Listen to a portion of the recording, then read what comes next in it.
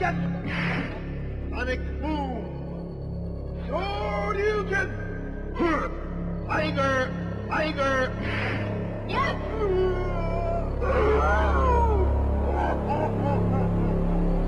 Hadouken! Hadouken!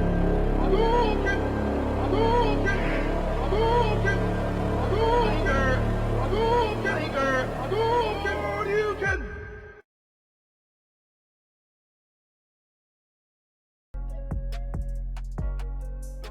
What's up, everyone? Yo, yo. How do we sound, guys? Can you hear us okay? Wait on our friends. Say that don't hear anything. Their audio. Hold up. I hear it. Vodka, you're killing us. Yeah, come on, Vodka. You just... Vodka slowed down the stream by like a whole 20 seconds. It's like that element of impending doom. Disclaimer to everybody, this is like the first time I've set up anything in OBS, so hopefully it runs without any glitches. But if it does, hey, you know, it's all a learning experience. It's all Gucci. Yeah, so we gotta first introduce you know, what this stream is going to be about. It's a completely different stream from anything that you guys have seen me do in the past, and you know, I got hijacked by the Annihilator of Turbo. So Turbo's, you know, running the controls on this one. This is pretty much his whole effort, and you know, just using my stream as a platform to show you guys something new, in not just hyper fighting, but just retro arcade hardware. So, you know, what's being advertised as a CPU versus CPU exhibition tournament, but it's going to be a lot more than that. In fact, some of the details I don't even know yet. So when we get to Turbo, he'll be able to, you know, share those with us. But before we get to that, just let us know how the audio is, the background music, myself, Turbo. How do we sound? Yep. Disclaimer on that, just to piggyback on what Riz was saying, is that this is intended to be part of the lore.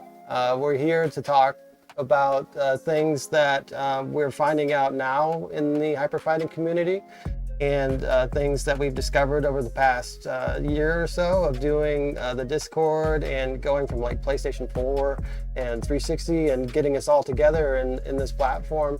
You know, since COVID happened, it was just like kind of this goal of mine to try and get hyperfighting going, because before that I really didn't know a whole lot of people outside of the PS4 community, and then Eggs hit me up and we got on the Discord and started this community, and it's been growing ever since. It's been awesome. So in short, I just want to kind of give back to the community and show some of the things that, you know, I've discussed in the Discord, but get it documented for everybody out there so that we can refer back to this in the future and be like, hey, this is what was going on in 2021 for hyperfighting.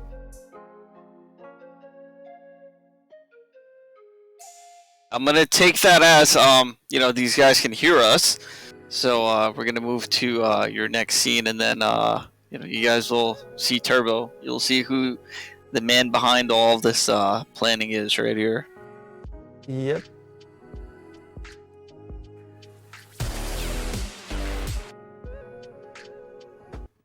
Yo. Audio's confirmed. Oh shit. Okay. So Riz couldn't be here in person, so we've got him here in spirit. We've got Mr. Bibson and the Dr. Pepper. I chose the cream soda because that's going to be a running joke, because when I did the color pack for the hyperfighting corner store legends, that was the M. Bison color we did, was the cream soda. Yeah, that was a classic. And then you got your Sonic Blanka, of course, representing you. Yep. So Turbo and Riz right here in the stream. So yeah, basically what this is it's an exhibition not only of the CPU versus CPU, but an exhibition of dip settings and getting into the debugging mode. This was something that I had discovered by accident.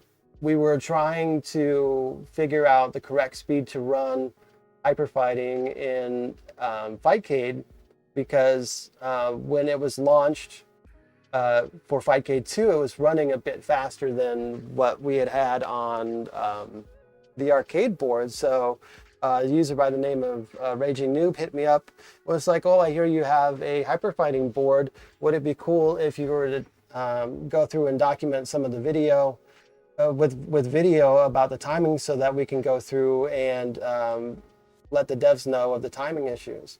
So the board that we're running right now is the board that is based on everything that you play in Fightcade. This is the physical hardware, down to the frame. So what you're playing now, the speed of Fightcade, is essentially you're playing my board from home in your home. Is it the faster HF or the slower HF? Which one is it that we're exactly playing? I have both. We had discussed at one point maybe doing a 10 megahertz version.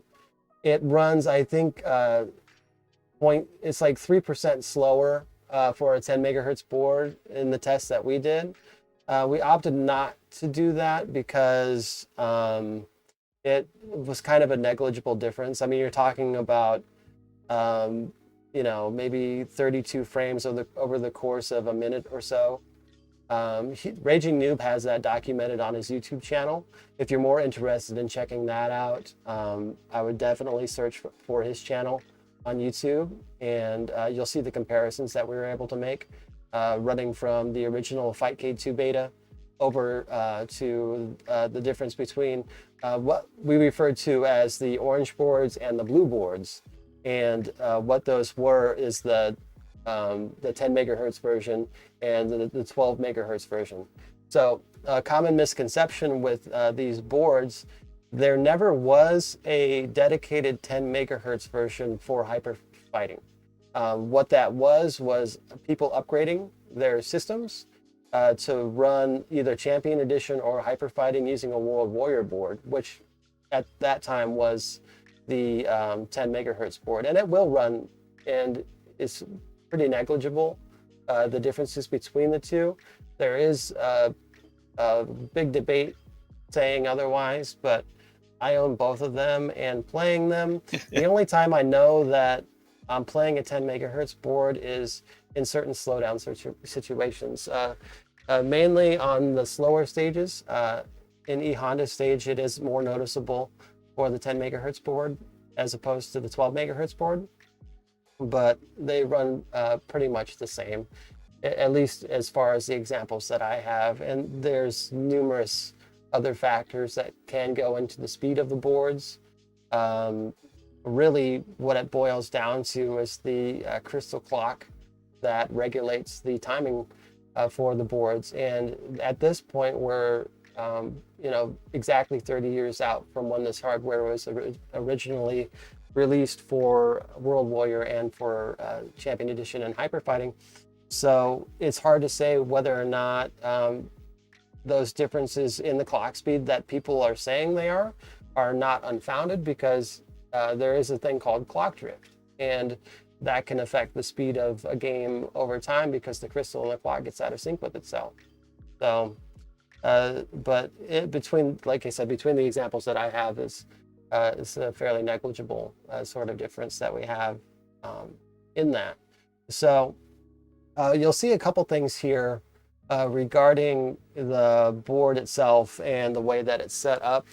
Now, as I had mentioned earlier, it was found by accident through going through and timing this. Well, how I found it was I was looking at the dipswitch settings online, and I noticed that there was a curious input in one of the descriptions for one of the dipswitches, and it said that it had no use. So I was like testing everything to get it set up so that it's basically like, the default setting, because I wanted to try and have it be as scientifically accurate as possible, right? And from there, for some stupid reason, I'm like, oh, it doesn't do anything, so why should I have to worry about it, right? Went to my test mode right quick just to make sure that my buttons were working. And I got out of the test mode, and the game was running way faster than it normally should. And I was like, okay, this is different. So I went to the Discord and was like, hey guys, I think I broke the game. and this was back in March, I think, March or April. I don't have the exact time steps for that date, but it was about that time. And that day I was like so excited that I was able to find stuff. So I was flipping through all the dipswitch settings and seeing like if there's things that I can do, and I discovered a whole lot of different stuff. However, well, hold up before you move on though. So you said that if this were DNA, the unexpressed code was that speed buff, that speed increase. yeah. Now, was it like, you know, those rainbow boards where it's super fast? Was it like that? Yes. Exactly. So then I have to share my theory on that. I have to share the theory. So go for it. I learned recently, about a week ago, and you guys will hear it on the next Super Lore Boys episode with Insomniac. But he told me that the Hyper Fighting beta test at Sunnyvale, California, before the game was released, the speed was ridiculously fast. And they were like, whoa, like, what is this? This is too crazy. Like, you jump and you just land right away. Yeah. So I'm wondering if they, like, retained that in the board and just kind of turned it off. And they're like, all right, the player feedback was, we got to tone down the speed a little bit. Anyway, that's going to be my theory going into it. A little bit of the X-Files. Do you want me to spoil it for you? I can give you the answer right now. No, don't. I don't want to be disappointed if I'm wrong, but I mean, maybe we'll get into it as we're watching some of the matches, because I think a lot of the technical stuff, sure, you can explain more in there, but I'll hold on to my theory for now. Okay, so yeah, all right, we'll hold off on that until after we get things situated, and then we'll refer back to that. So put that into your mental Rolodex, and we'll just keep that for later. Okay. So yeah, it was a thing of just like almost a divergent evolution, so to speak. Back in the 90s, and a lot of you guys probably know this from Super Turbo, the website T-Akiba, which is down there, had all of the frame data for Super Turbo, super influential in the early days of the FGC. Yes. Probably the most well-known data compiler in the world as far as Street Fighter 2 goes. It was brought to my attention that he actually had all of the debugging mode stuff mapped out on his website. And the reason why here in the Western world we haven't really heard about it is because it's kind of placed in a very ubiquitous place on his website. It's just labeled as being dipswitches.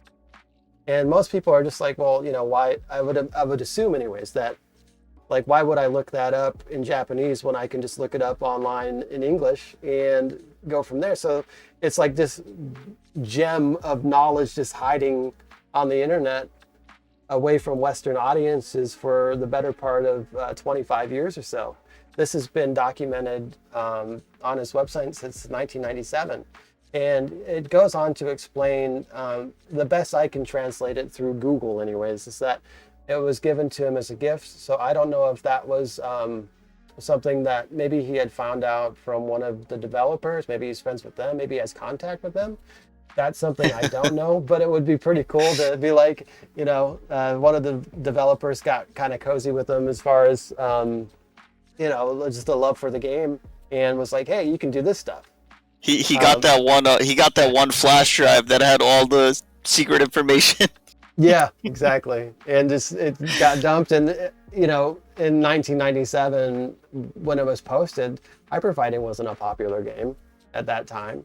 You know, it probably would have been what Virtua Fighter, Tekken, maybe something like Battletoads Shinden Arena for the PlayStation 1 was popular at that time because the PlayStation had just come out not too long before then, right? So, you know, I don't even think that the Street Fighter 2 collection for PS1 was out at that time. I think that came out in 1998. So yeah, like the first wave of that whole getting back into what at the time would have been an older game, or, you know, before it would have been even called retro, is there too. And so that's documented there. We'll get into that later. It's a lot to unpack, and I want to give credit where credit's due. I feel like a lot of times, when people discover things, unfortunately, they just kind of sit back and take all the credit for it, and I don't want to be that guy. I mean, this is something that technically, yeah, I did find out about it by myself, but dude knew about it way before I did. So I wanted to bring that to everybody's attention. Give him a shout out. Check out his website. It's awesome. It's old school. It's like an archaeology dig for sure, but super cool stuff. And this might have been lost forever because people were trying to hit up James Goddard for a long time because he had said that he knew a way to get into the debugging mode. And people had tried to contact him in early 2011, 2012, 2013 about getting that stuff so that they can figure it out for themselves. And he had completely forgot how to get into there. So, that's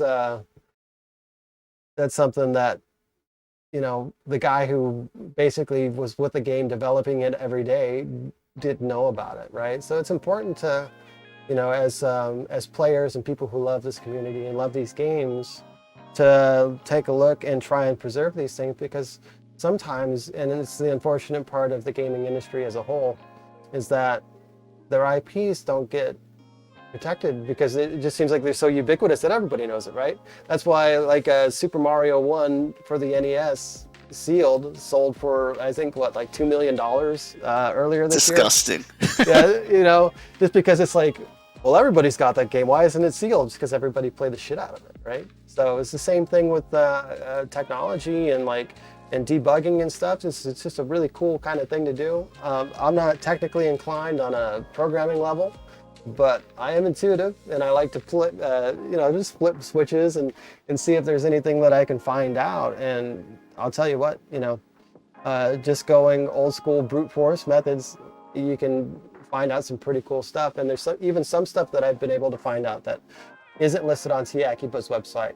It's not listed on something like the Cutting Room Floor, which is a great website for just looking at any game and seeing what the developer tools were and all of those processes. So what you'll get tonight is going to be something that isn't on any of those websites. It's not on the Cutting Room Floor. It's completely omitted. They got it 90% right, but the most important thing wasn't preserved. So it's going to be the first. Yeah, this is going to be the first time the world will see what you're about to show. So yeah, if you want to just go into like the dip settings, and I'll probably ask you some questions just about you, so our community knows more of who you are and what you've been doing. Sure. Turbo is the artist, as I mentioned, behind all the corner store stuff. He's an avid arcade collector, as far as I know, and kind of like jack of all trades, so it's dope stuff. But yeah, there goes your board up there, so you can show us how that works. Okay, so the way that CPS1 boards work is that they have a bank of 3 dip switch rows. You have dip switch A, dip switch B, and dip switch C. And all of those normally would control things like how many credits go into the game, how difficult is the AI in the game, certain things like most arcade boards come with a screen freeze, which would be like a pause function. Free play. Let's see what else. Yeah, those are the basics. 1 coin, 9 lives kind of stuff. Yeah, just like your basic operator type stuff, so you can set it up for your business. Like say if you're in, Union Station or something, you'd probably put your shit on 50 cents instead of 25 because, you get a lot of traffic and get a premium for that kind of stuff, right? So, back in the day, that was kind of just the thing. You set it up, or either that or it's set up from the factory. So most people really didn't even touch it, even arcade operators for the most part. And it wasn't until it got to the home community that, finding out these settings and kind of playing around with things has been a thing. So for the debugging mode, what you need to do, and it's different for the World Warrior and for hyper fighting. The World Warrior has some extra steps that you have to do, but in hyper fighting was very fortunate for me is that I don't have to do any button presses on startup to get it to work. So to get into your test menu, actually, let me go over to our game capture. Okay, so this is the game in its virgin state, so to speak. You know, you've got it set up so that it's on free play right now, but you can, you know, play it normal, and there's nothing really out of sorts with it, right? But if you start to suss things out, and you change your dip switch A 1 to on, and your dip switch C 8, or I'm sorry, let me say that again. Dip switch A8 to on and dip switch C8 to on. That'll get you into your debugging mode. So I'm gonna go ahead and flip that switch now. Yeah, that's gonna be my first time seeing these things as well. I only know some of the capabilities of you know, what the games have, what this has, but so does this answer your question, Riz? It was for the attract mode? No. In the debugging mode for hyperfighting, there are 4 speed settings, and all of them are variations of fast, faster, faster yet, and then impossible to play. And the way that it's set up right now is it's impossible to play, right? So the beta, I was right. Yeah, yeah. Got him, yo. Swan Runner with the sub. Appreciate that. Thank you. 4 months, right on. Yeah, so this is what it looks like, right? When you get into the debugging mode and it gets all kind of crazy, and it's like, well, how are you supposed to debug anything when it's running this fast? Well, lucky for us, it's just the attract screen, right? So if we go into the actual game itself and we start playing, so it becomes more or less normal. There's no way to get it to run at hyperfighting speed, so to speak.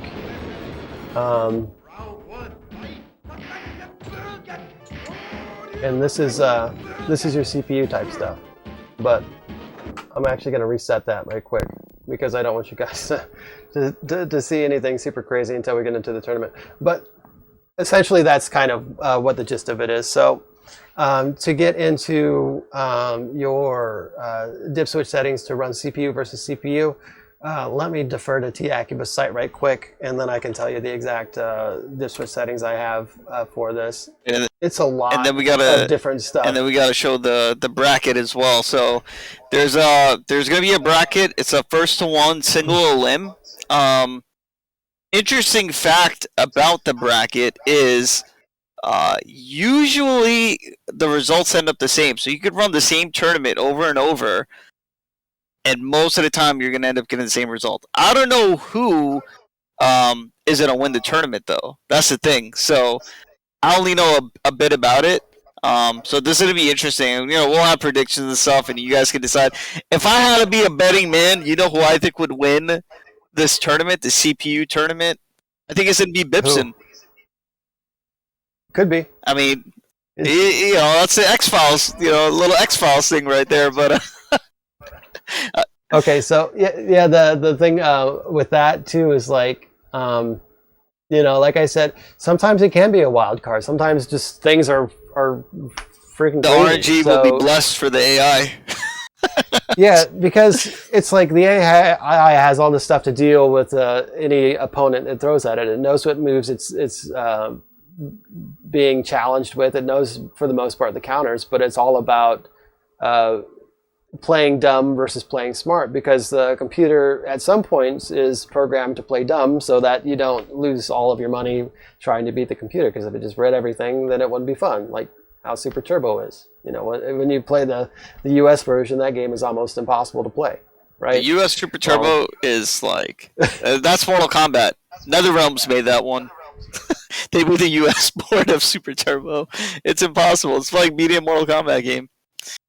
Yeah, Midway was the worst at that stuff. Terminator 2, the arcade game, was deliberately set up so that you had a certain amount of seconds before you wouldn't take damage. After that, it was open season on your ass. I think we're seeing some extra stuff there. I saw the clock was on 99. It stayed at 99. Yeah, you've got different... we'll get into that later. But I just want to quickly run through... what the dipswitch settings are for computer mode. So you'll want your, now, like I said, it'll be a bank of 3 dip switches, A, B, and C, and they all run 8 dip switches apiece, right? So for intensive purposes, to get into your debugging mode, it's going to be A8 and then C8 will get you into debugging mode, and then to have your computer versus CPU matches, that is dip switch 6. So watching mode, if you turn it on during Operation Break-In, the game will be character versus character. Or if you do it and then you go inside and you just do one player match and turn it off, you can play human versus CPU. And there's an important reason why you would do that, and we'll get into that when we start actually getting into the tournament. So when we go in and we do the CPU versus CPU, there is one important thing that was discussed, and this was brought to me by Leraldo, of all people. So shout out to Leraldo. Yes. He had noticed that normally in the attract screen, so if I just, let's go back into our regular mode here right quick. It runs slower than hyperfighting, right? In the attract mode, you're running at almost, I guess it would be like a dash speed. So you're not running at hyperfighting, it's a little bit slower. And that is true. So when you go in, instead of it being like you can play it a slightly faster version of hyperfighting and then run the CPU versus CPU that way. Or there's a trick that I actually learned last night to get it to run at CE speed. So if we load up the best of both worlds? Yo, best of both worlds? Do you guys get your little HF buffs and I keep my CE speed? So let's do a mirror match because we don't have any of the brackets set up for a mirror match in this tournament. Okay, so... oh, my bad. Reset. Try this again. Okay, so we'll want to be have that on, and then we'll do Ken versus Ken. And then before you get into the match, if you turn off C8, which is your dip switch setting, well, now we're playing at Champion Edition speed, right? Oh shit! Yeah, this is it. This is literally CE speed. I can tell. And this is what we're going to be running the tournament in, because with the way that certain stages work, in test mode, they tend to either be fairly correct or really, really fast.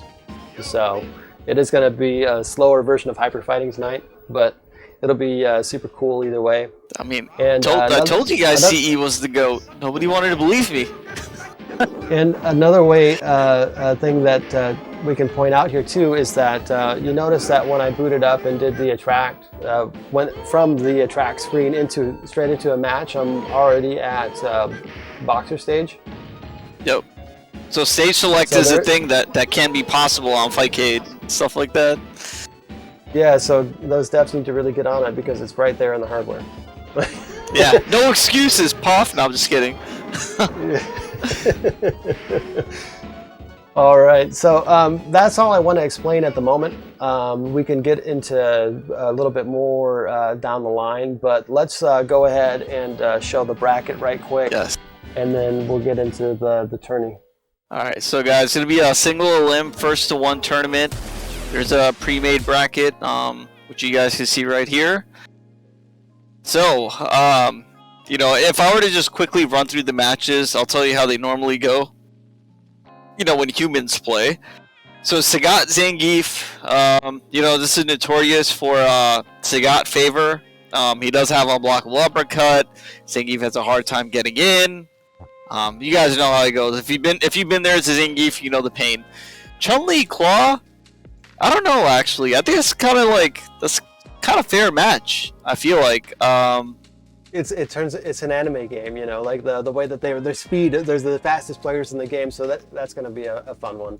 Yeah, I mean that's also a lore match from the movie, so you know we got to get in there with that.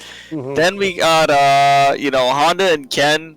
You know, Ken's got a fireball, he's got a DP, but Honda's got the butt slam. You know, he got a couple of buffs in HF. So if the AI can, you know, if the CPU can react to all the fireballs, if a human can do that, the match gets really tough for Ken. Yeah. And then Aksha versus Dhalsim. Dhalsim has an infinite throw loop on him, right? Is any one of the characters? You know, I don't know the details about that. I'm a character specialist, so I don't really delve too much into the other characters too much. Fair enough. I mean, I hope the CPU knows the Boxer Re-Dizzy, because I'm sure it would work really well against against Dhalsim. And then finally, you got your 3 of your top 4 seeds there: Blanka, Ryu, Guile. You know, kind of like in the top 3 of the game. Maybe Blanka's like 4, just under Sagat possibly. And then you got Dictator, who's my pick for winning this tournament. There's a couple wild cards in that match for sure. Yeah. It's really based on how entertaining the matches are. So, you know, like I've ran these matchups a couple times already. I know the outcomes of some of them.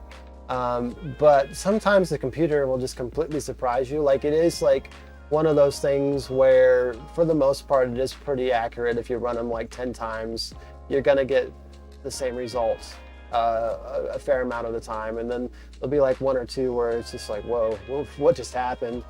So yeah, this should be really interesting. Do you want to go ahead and run it, Riz? Yeah, let's do it. Hype, I want to do some commentary. Let's go. All right, so first up, we've got Zangief versus Sagat. All right, we'll get predictions up for you guys. Again, it's just going to be one game, so, do your predictions quickly, of course. That being said, I'll just put it like for a minute, because who knows, these matches might go pretty quick. So yeah, here we go. Sagat versus Zangief. No coaching. Remember that. Yeah. But yeah, I don't know. I'd be curious to see if we learned something just from watching the CPO. All right, walking him down in the court. Yo, stand short, anti-air. Look. Wait, he walked back on the tiger shot. Yeah. You can walk. You can walk. The computer can. See, now Zangief's playing stupid, though. The AI is programmed to play smart or stupid. Watch this shit. This is where it gets hype, is when Zangief is really fucking close. Oh shit, I gotta make this comeback. I'm about to get in your face, son. Okay. Oh, okay. Oh, what the fierce uppercut? You saw the damage on that? But, scoop, the walk. Scoop. The Hachiki screw.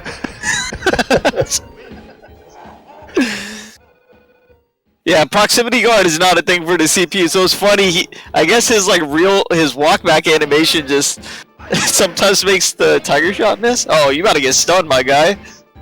Yeah, he's playing dumb. But now. He mashed out early. Little macros out there. Took notes from Choi Boy. Here we go. Just doing the drop kicks. Shout out to my boy Xanatos. I see you in the chat there, buddy. Yeah, what up, Xanatos?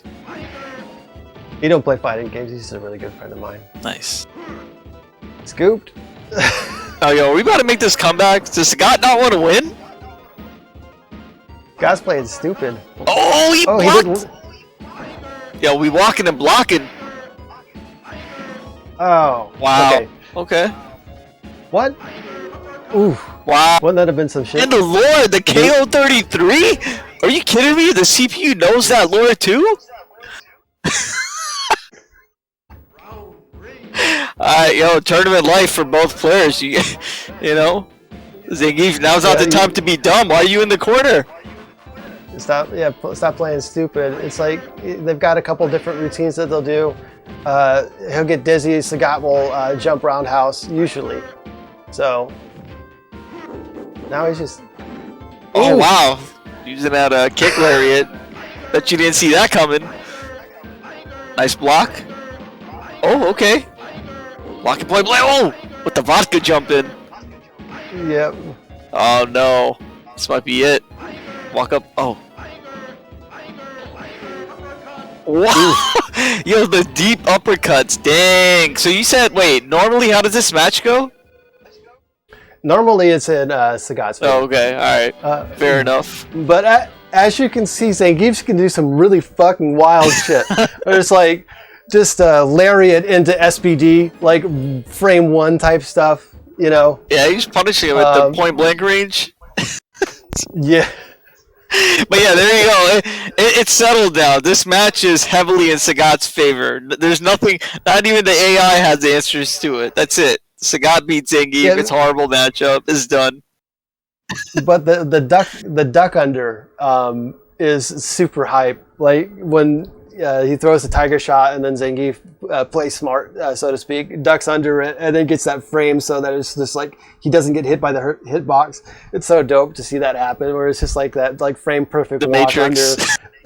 Under. Yeah, and the walk back tech. That was one of the ones I wanted to show because like there was one I was watching when I did an exhibition. He did the walk back into lariat. And then after the lariat, frame 1 scooped him with an SBD and took him for the round there. Cool. So. Yeah, that's definitely one of those things you can do in real life, like once every 50 games. You can play like that. Yeah. So I'm just going to go and change the bracket here right quick.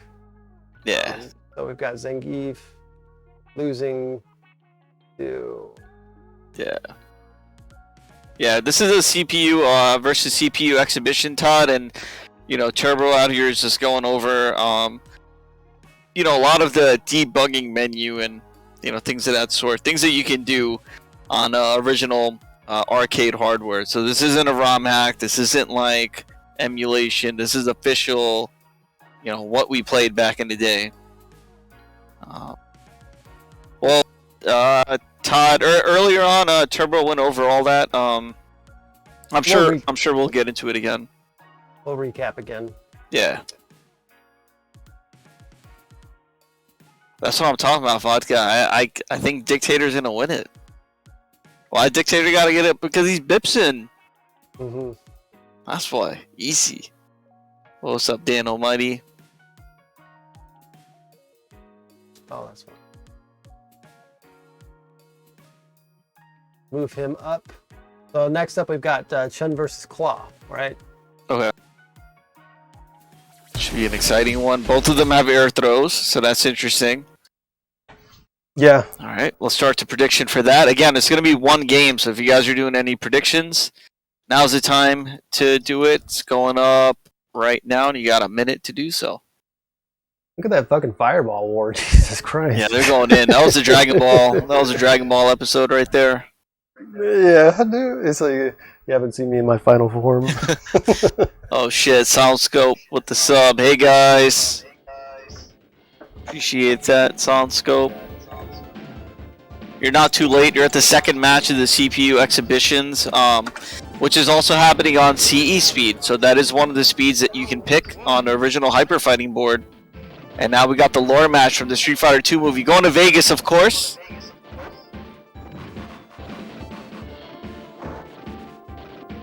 Okay, so keep your eye on Claw during this match, because it's going to get fucking wild. Oh, nice sack throw. See Choi do that. Jump back roundhouse. The reaction. Oh, wait, what? No, you can't do that. That's not possible. I mean, if you can, yo, what if there's an input that humans could do to do that? No. Yo, he's traveling. Oh, boy, Spider-Man out here. Where'd he go? Oh, he's back. He's back. Yo, he's so cheap. And now we got the throw. Oh, he's stunned with a throw. Where are you going, my guy? And both of these characters got wall jump too. So cheap. Yeah. Oh, okay. We got the combos. Are we gonna double KO this? Oh, no, that neutral jump roundhouse for the win. Yeah. Yeah, where's the G-Tab button at? What's up, Day? Like, looking like an anime game. Yeah, that put me on tilt real quick. I should, I should take all the predictions back. That's not even fair. You guys should have known he could do that first. But right now they're about to time out. Oh, here we go. Point blank fireball. Yeah, and the AI is programmed for jumping back for anti-airs because they're so quick on their jump speed. So that's a technique that you can use in real life, and it works. Yes, the rock bottom.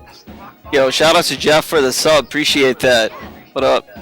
Oh, I was going for that cheap. You get a timer scam with that? You do. Oh, we got it. He's looking like David Blaine out here. This is fucking magic tricks. It's like floating in thin air and shit. But yeah, he's gonna time himself out. Oh, that was a sick punish though. We seen that before. Yeah. Yeah. Also, Day, yo, thanks for recommending that that layrite. I used it for my hair, and then I realized the last time I went to New York to visit my brother, he had it as well. So yeah, it's good. It smells nice and my hair looks good. But anyway, round 3. Chun's got the huge lead and a stun. Walk up throw. Oh no. Oof. Okay, both go air to air, but I think this is done though. This is done, right? Oof. And he's got invincibility on that too. Like, and it's done. If anybody's wondering why I'm turning off a system and turning it back on, it's just faster to get back into match that way. So go back to the bracket right quick. Damn, 83% had claw for the channel points. You guys know. But next we got Honda and Ken and First Friday Funk. 1 full year. Appreciate that, my guy. Dang. Let's go, shill boys. So now we've got Chun-Li moving forward to Ryu. And let's get into the next match here. We've got Ken versus Honda. Let me get that prediction ready. I don't know, man. I think Ken's got it, but Honda does a lot of damage, you know? He's gonna jump over every fireball, isn't he? I don't know, I can't call it. Or is Ken gonna like air Tatsu those jump-ins? I don't know, man. I don't know what to Yeah, Honda needs that roll cancel it, but... Oops. Let me try that again, sorry. Is it? Yeah, it looked a little bit skippy there. Yeah, I went through and set it back to regular speed too quick. So you have to do it like right before the match starts, or else you mess it up. Damn, man, you gotta time these bad boys. Yeah. There we go. With the sumo splash. Oh, the close medium kick was that? Oh, empty jump throw! Ooh. You can't anti-air me! Okay, we got the trade though with the headbutt. This looks another sumo slam. This is looking like a CVS 2 match. This looks like me versus Boss right now. Just like looking like the 1993 Hyper Fighting Championships that they had in Japan. Oh, we matched out though. Oh, stand fierce. Stand fierce. That's a good button. Yeah. You can't uppercut. Oh, look at that neutral jump. Oh no, it's Dunzo. Yeah, he got him with the axe kick.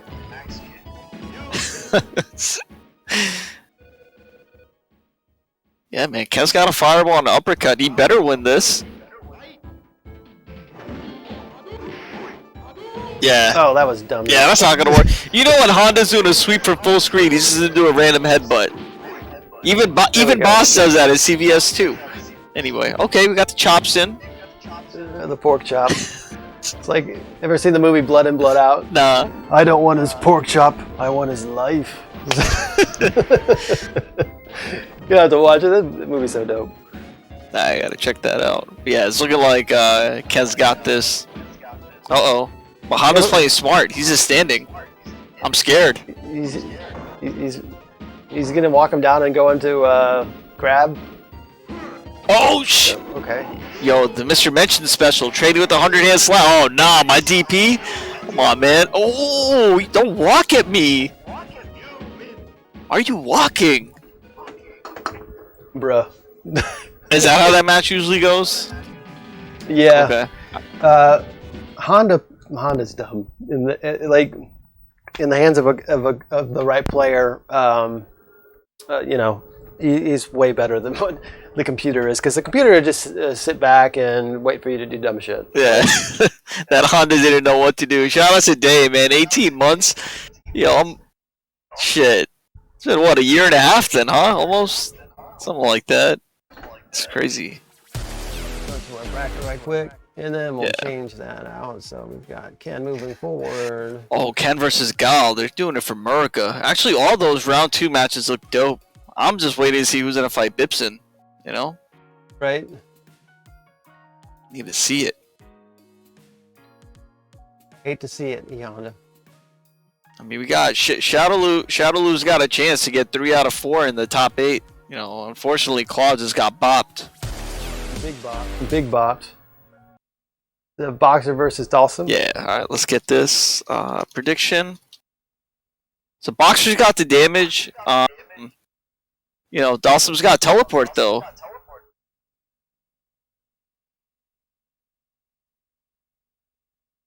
Yeah, Bipson. Am I getting some really bad screen tearing on the stream? Yeah, a little bit. Yeah. All right, let me reset right quick. Yeah. Like I said, you know, like first time doing this stuff, so they're gonna come into a couple glitches, especially with the original hardware. All right, there we go. Yeah, okay. Definitely later on you can use that camera to show your whole like setup. I mean, I've seen the room. There's like cabs and crazy lights and just a lot of tech. Yeah, you're a tech junkie, man. I'm not in there currently, so I can't show it off tonight. And my space currently is an absolute nightmare because I've got all kinds of lights and stuff on. So, and then all the wires and general chaos that is my stream setup at the moment. All good. Oh, whoops. Yeah, you got the wrong match. You got the right speed. We're back on that CE speed. S of a B. Let's try it again, boys. Wrong boxer. Yeah, the kickboxer. Halfway right. Halfway right.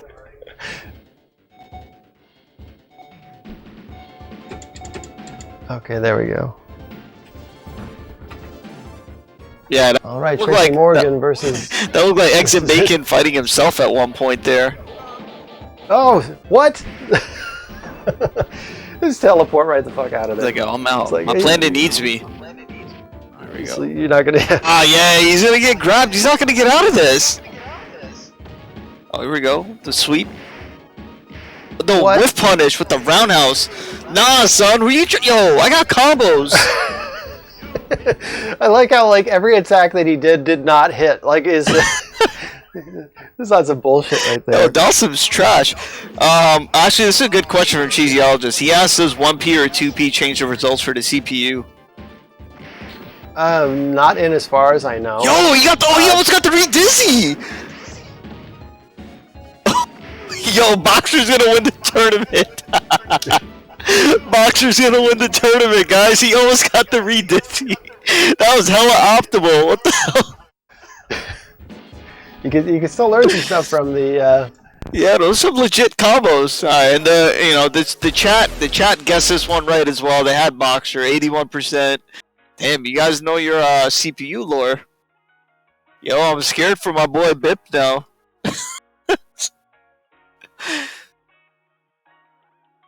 Yeah, I'm kind of scared. If it was Dhalsim, I feel much better, but... Alright, so now we're into our second round of matches here. So we've got Blanka versus Sagat, Ryu versus Chun-Li, Guile versus Ken, and Dictator versus Boxer. So let's get into my man, Blanka. Oh, that's your main. That's your man's in them. Yeah. I mean, you got that weird cross-up tech stuff or whatever. Yeah, I know stuff the computer doesn't even know. Yeah, that's a fact. Alright, so Blanka versus Sagat. Yeah, I wonder who's gonna get the bracket completely right. Dan Almighty 1 and 3. It's not a good look. Hopefully, You know, you get caught up on round 2. If somebody gets it, I'll buy them a year subscription. Yeah, you just gotta be honest about it, guys. Yeah, I got the choo-choo. What is that, a Squirtle? Oh shit, nice. Oh, vodka's 4 for 4. Alright. Blanka, Sagat. I think Blanka's got this. Free. Because he can walk under high tiger shot. He's just on a walk. Look at that. Oh, don't be dumb. Come on, man. You'll make it. Ooh, there we go. Yeah. That's the button that we. Oh, you almost got the combo, but I think he was trying to bait something. I mean, I don't know what he's trying to bait. Yo, look at these jumps! Jumps. No, that's not possible! I mean, I guess it is possible. Oh, we got stunned. Oh, come on, bro. Jump back. Okay. Jump back. Medium punch. Okay. Build that meter? No, I'm just kidding, of course. Yeah, for real. That was a flex. He's like, and I'm gonna do full screen electricity. Oh, nice block, but he just jumped back. Yeah, is it? Blanka's frustrating. He's like really good, but also kind of The eggs and bacon uppercut. with the hard read. Literally downloaded the guy. Okay, I'm trying a different technique here. Ooh, instant up ball. I mean, why not? Trying to untie his shoelace here with these low jabs. Oh, here we go. How did that hit? That far out? He must have hit a poke. And look at that, Sagat's close roundhouse hitting twice. Nice, gets the up ball again. Trying to set up the turbo shenanigans. The coconut. See? Those jumps are fucking ridiculous. The, Like, the counter hit damage is on World Warrior. yeah. Damn. Look at the damage on that shit. I mean, that's Sagat. I think yeah. Let's see what the people bet. Ooh. Alright, half of you guys lost the subscription. Sorry. Because 51% was Blanka, 49% Sagat. So, I'll give. For this tournament, I'm not playing favorites, bro. Like, I'm a Blanka player, a diehard, but, you know, like, computer Blanka, he's really good at just doing a couple things. And one of them, which wasn't shown, was like if somebody jumps and he horizontal balls, and then immediately afterwards, not even like stopping to stand, just zips across the screen like Galleon and VSAV. Like, that's some pretty wild stuff to see. Yeah, I wanted to see more of that walk under on the high tiger shots, underutilized tech, because you don't really get to see that matchup a lot. But Sagat's gonna move on to the top 4 where he belongs. Right, Sagat is a top 4 character, but I guess so's Blanka. I mean, that's good for everyone else. They don't have to deal with Blanka anymore. Sagat moves on to top 4, and now we got Ryu versus Chun-Li. Ryu's got this, right? Is that what it was? I thought it was Guile. No, it's Guile versus Ken. I'm dyslexic. Guile versus Ken? No, it's Ryu, Chun-Li, then Guile, Ken. Okay, now you're messing me up. All right, Ryu, Chun-Li, got it. Ryu, Chun-Li. Oops. Restart. Yeah, the stun values in hyper fighting actually, compared to the world board for CE, you stun much more quickly in hyper fighting. Now, the Japanese version of Champion Edition, which is Street Fighter 2 Dash, has the same stun and damage RNG as hyper fighting. So, Japanese Champion Edition is more closer to hyper fighting than it is actual Champion Edition. It's the superior version in my book. Which one, Dash? Dash, for sure. Because Boxer is more viable and Claw is a monster in that game. I mean, it's all, yeah, because his Rolling Crystal Flash, you can legit re-dizzy with it, but I don't know, matter of preference. It's a rare, even in Japan, you can't really find Dash machines like that. I've gone to so many arcades in Japan and you can't find. I found a Rainbow machine. I think I found one CE machine. It was at where was it? Shoot. What's that gaming store in Tokyo that has a bunch of, it has a funny name, and you can get classic games, I forget. There's a couple of them. I know which one Super you're Potato talking about. Fighter, I think. Or... Yo, that wall jump. Oh, but we got the trip on that. And a sack throw. Sure you plays like me. The Fireball Wars. Oh, no You anti-air. didn't do it. Yeah, that was weak. No anti-air lightning legs. Man, Ryu She's just disappointed. going it. He's disappointing the kid right now. Oh, here we go. Nice. Got the little two-hit stun, jab, jab, walk up, kick throw. Oh, punch throw. Excuse me. You know, normally the CPU does walk up and then the back kick throw or whatever. But they always switched to two jabs. You know, low key. Sometimes I'll play people and I'll do that intentionally just to mimic the CPU.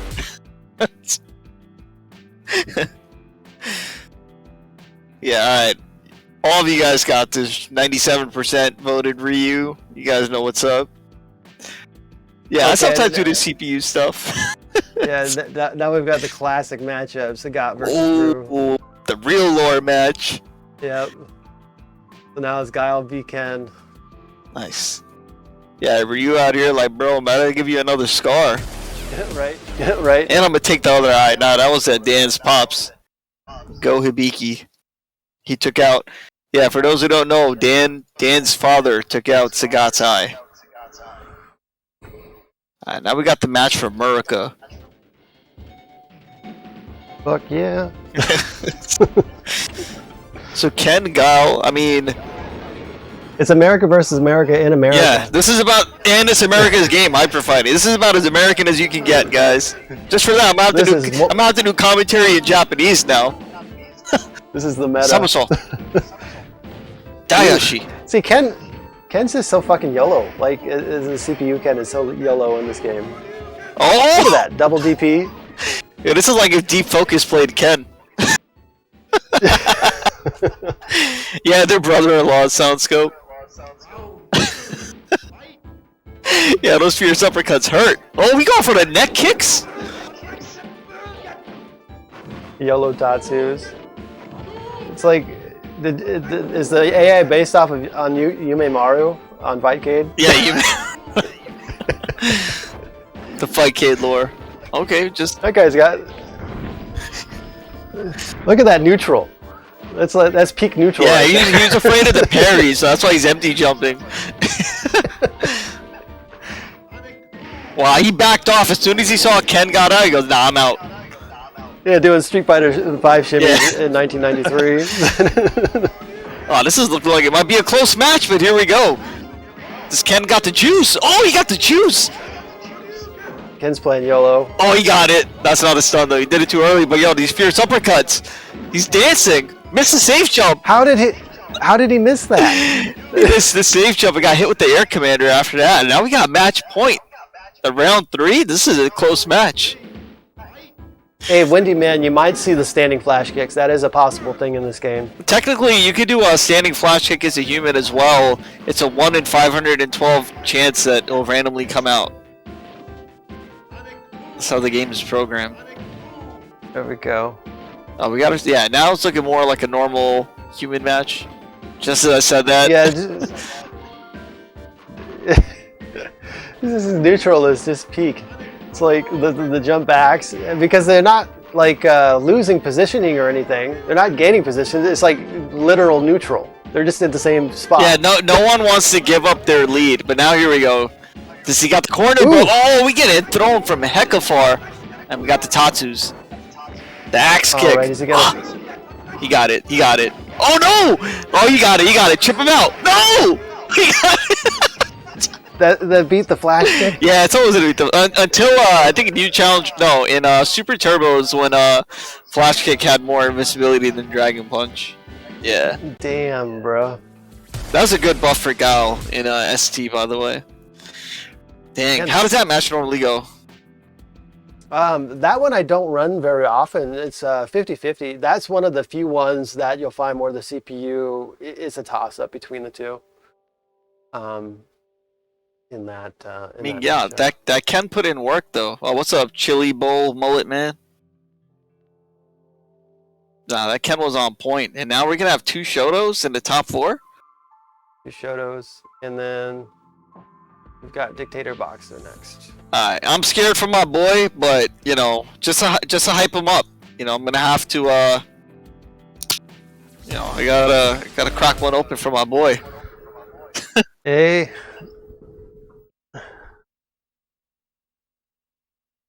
Yeah, Dictator definitely the underdog, but he can do it. And we gotta get the predictions up. Remember, guys, this is a one and done, so CPU doesn't have any time to adapt. You just gotta hold that, but you know, we got home court advantage, and we got the cape on. Yeah, that's a feature that he has, and I wish that they would have kept it for player versus player. Yeah, it's pretty dope. Because that, like, it's the first instance in a Street Fighter game where there's an actual like intro animation, and I don't think that it gets utilized enough. Yeah, they did a great job in CVS 2 with that, with all the that and Alpha 3 you know, before the match. But right now, yeah, we got the crouching medium kick spacing. Oh, that's a stun. We're gonna mash out quick. Oh no, we're not. I forgot. Boss character. Oh, and he gets the 3-piece. Yeah, boss characters take forever to get out of stun, guys. This is a proven fact. No, come on, Bip. Yeah, Boxer's kind of good. Here we go. Walk up roundhouse. Yeah, get him in the corner. Oh, we went for the throw. Uh-oh, not good. Yeah. Look at those dash loops. It's like 1, 2, 3, right after another. It's so cheap. Yeah, head stop throw. Ooh. Yes, the Riz0ne tech. You heard it here first, folks. Walk up throw. Yo. The Goramax. Uh-oh, we're going crazy. Yes. Ooh. Chip him out. 7-11. No! Oh, he broke the combo. Oh. Combo breaker. He broke the combo. How is that even a thing? Like, that's not even possible in real life, I don't think. Jesus. Boss character for the win. Yeah. Yeah. What? We crouched those. Crouch throw. He didn't get that throw though. But we're walking him down. Oh, bull street walk up throw. That's definitely me. The audacity. That's why he's the dictator. Oh, but now we're cornered. Unless Boxer gets the redizzy here, I don't think he's gonna be able to come back. Yeah. Nah, it's a blow up. Let's go. Yo, you showed potential, my man, but in the end, it just wasn't working out. Oh shit! Sorry guys, the prediction didn't go up because the word "dick" you can't put DIC. Sorry, I thought I put it up. My bad. But everyone knows Dictator is gonna win. Come on, yo. Otherwise we would. Otherwise I wouldn't do the stream. Then nah, sorry, Turbo. You gotta. But sorry, Turbo. You gotta figure it out. Yeah, no offense taken. Here we go. the Shadowloo bosses and Shotos. This is pretty epic. Yeah, the Dictator versus Kid. That's going to be a wild match because they're both their AI is, as everybody knows, is programmed to be like super jump heavy. So. Well, not only that, this is Street Fighter 2 lore right here. This is how we got Violent Ken in the movie, and then you know Sagat Ryu. Everyone knows that. Yep. All right, back to the game. Yeah, if anyone wants to see any specific matches after this tournament, we can do it, and then we got the other fun stuff to watch. So. Other fun stuff? What are you talking about? What's going on? What do you know? I know nothing. No, you know everything. Alright, here we go. So this is looking like the first of 5 I did with eggs and bacon just yesterday. I got jumped in the corner. Yeah, Ryu is always programmed to walk back unless you hit a button, and then he goes into his regular AI mode. Yeah, he's a passive player. Oh no, he can't get out the corner. Look at that stand roundhouse, just bullying him. Computer knowledge check. Here we go. Yes. Jab, jab, throw. Let's go. That's almost a combo. Oh, walking into that double roundhouse, and we're dead. Come on, bro. Come on, man. Don't you know the invincible toxin? Use those invincible frames. Yeah, I mean the CPU should know. Hey, my Tatsu's pretty good. Uh-oh. Look at that. Oh. Just kidding. Nice jump back roundhouse. Yeah, he's making those jump roundhouses whiff, like you mentioned. All right, here we go. We got ourselves a fireball war. Too close for comfort, though. Ryu's got to get out the corner. That's a stun. Throw him. Oh, he went for the... Oh, even better. Look, somebody's been watching the Tomo tape. Yeah, yeah. Start with the fierce punch and quickly go from forward to down forward. Oh, shit. Here we go. Round 3. This is to get into grand finals, guys. Walking ourselves in the corner. Roundhouse blows up the startup of a fireball. That's a stun. Jab, jab, throw him. Yes, 3 jabs for the extra damage. No, I'm just kidding. This is my fierce into Shoryu combo technique, Danny. Yeah. Show us your double sonic boom combo. Look at that duck under. Duck under and then... the trades. Dang. Yes, we got a big jump. No. And a stun. That's over. it. GG. Ryu's in grand finals. Dang. Yeah, 55% at Sagat, 45% on that Ryu. just like the movie. So, obviously, like, top tier in hyperfighting is Ryu, obviously, but it's surprising. Like somebody like Boxer can make their way through the bracket fairly well against a lot of different characters. I'd say it's probably like it's a fun matchup to watch, Boxer versus Blanka. That's a fairly even matchup when it's computer versus computer. We're definitely gonna have to do one of those exhibitions. I'm getting up the predictions now. Ken versus Bipson. So you guys can vote. I mean, definitely Ken has had the YOLO DPs of the night, so my boy might actually have this one. But if any character has shown their clutch, it's definitely been Dictator. He's been super clutch so far. That match that he had. So we'll see.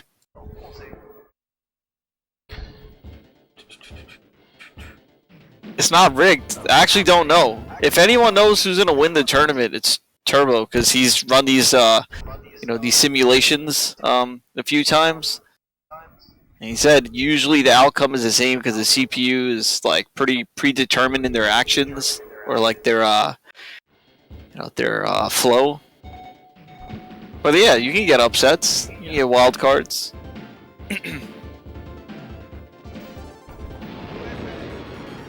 Yeah, CPU definitely has a flow chart. Here we go. The cape's off. We're ready to fight. Walk up, throw. And then we jump back. Just try to bait Ken. Now, regular hyper fighting. In regular hyper fighting, this match is pretty bad for Dictator. Oof. Nice. Yo, what's it? Those loops. What's the charge time? Get scooped up. Uh-oh. No punish. Nice roundhouse. Oh, 7-Eleven. Chip him out. Get that Slurpee. No. Yes, sack throw. This Ken is wild. This is what it's like fighting a human Ken online though. Let's be real. Yo, what's up, Onikage?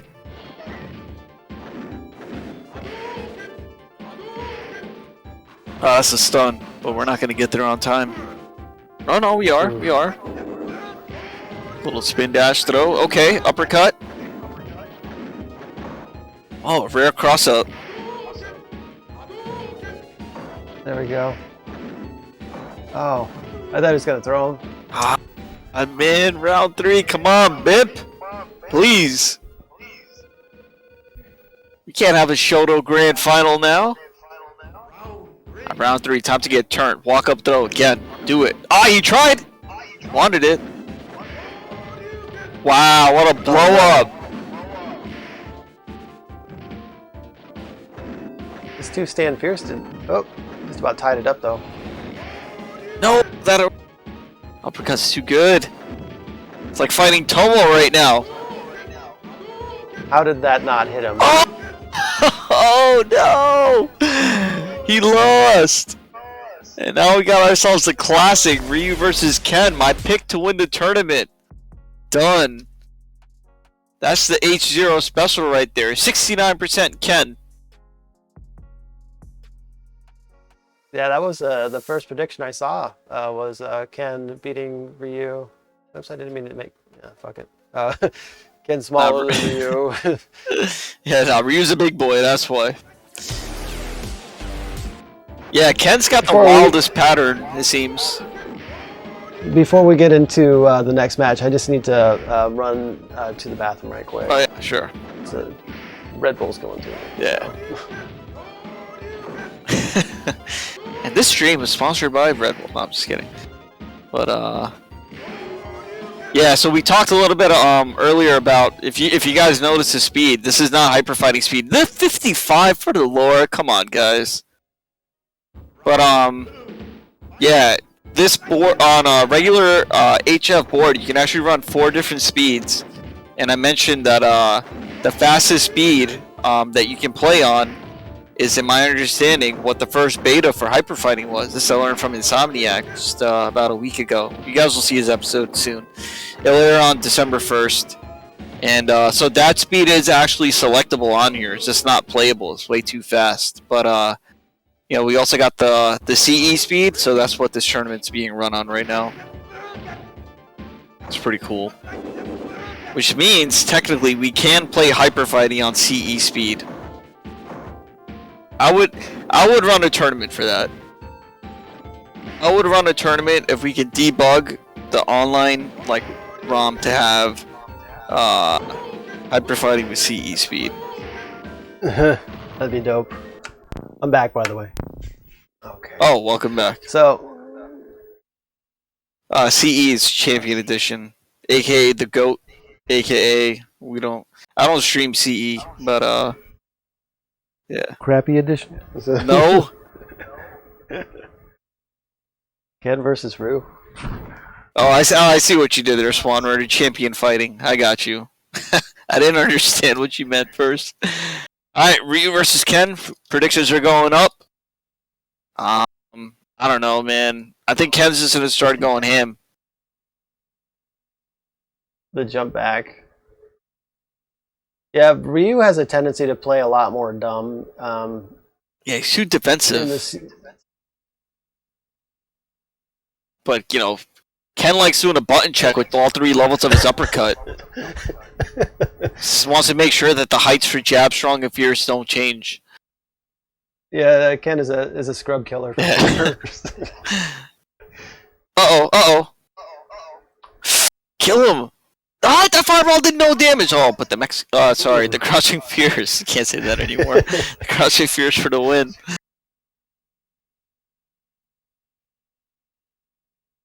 Yeah, Swan Runner. I mean, there's a lot of people playing CE, but I'm just too hardcore to play it online. Even though I mostly played it online back like when I was getting into all this stuff. Okay. Look at those trades. Like, the computer's really good at managing what I would call a scramble situation. It's like with the hit and run tactics. Yeah. You don't see a whole lot of in competitive play, but as you can see, like if somebody throws a fireball and you jump back after you jump in, like there's a pretty good chance that you'll either be able to block it or just jump right over it. Come on! Like, oh, come on! He confirmed the combo with the fierce uppercut. Ryu couldn't crouch fierce punch right there. And here we go, grand finals, final round here. And then we got some fun stuff. We walk ourselves in the corner, the trades.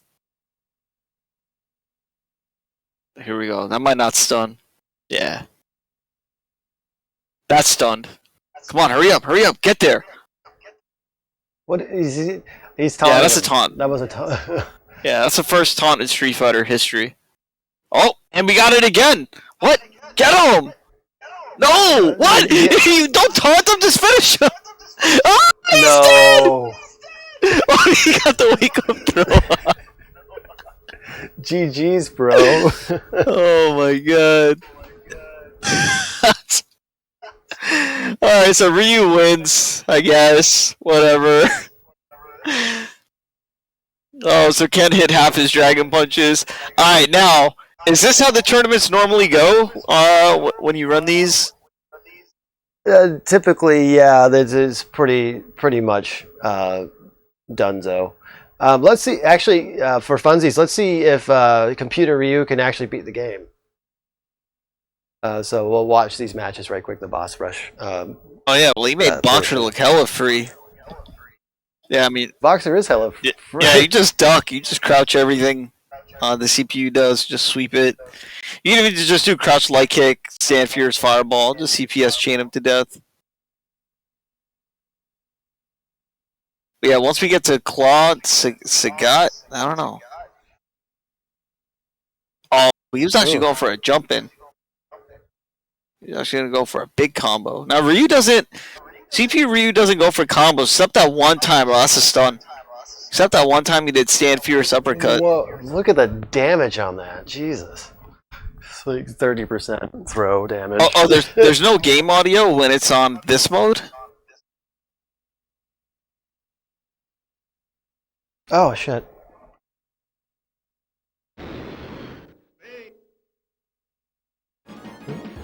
There we go. Sorry, guys.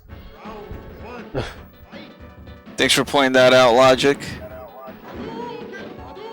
Yo, what's up, Wheeler? I've actually got my Hyper Fighting Board modded for audio, so I've got. I had to put the original volume pot on for it to work in the setup I'm running it on. So if it drops out, just let us know in the chat, and I'll get it fixed. I wasn't paying attention, so sorry. Those claws playing super lame. Oh man, now we got the Hokuto strats. No, Wheeler came right on time actually. Oh, that's a stun. Oh, we going for combos? And a fake redizzy? Wow, what? Yo, we're styling on him. We're styling on. Uh-oh. There we go. They using a Tatsu. Oh man. But yeah, that looking like Mr. Mention out here. That claw was definitely styling. He's like, I'm gonna get you stunned and climb this fence real quick.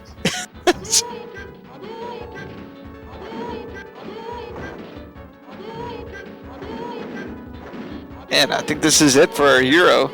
I don't think Ryu can beat the game. Maybe he just had an easy bracket. Nice whiff punish. Let's uppercut that. What? Well, that's the thing, I guess, about Ryu's fireball against the CPU is the character's like jumping back into it. Oh, that's a stun. Kill him.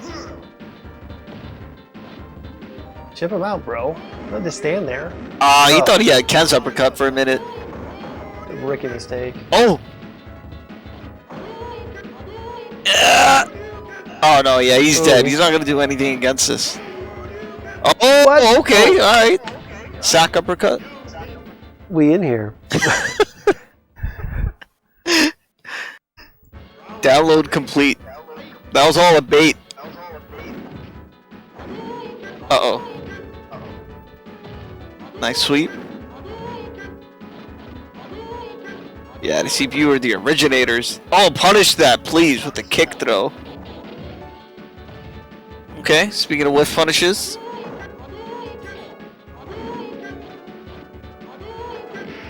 This is so funny looking. Alright. Here we go, yeah, but Ryu's just content with the fireballs. Uh-oh. He has no answer to the wall dive. That's it! Bro, that's it. And the CPU can take it. So your real champion of the tournament is Claw. For the lore, handsome fighters never lose battles.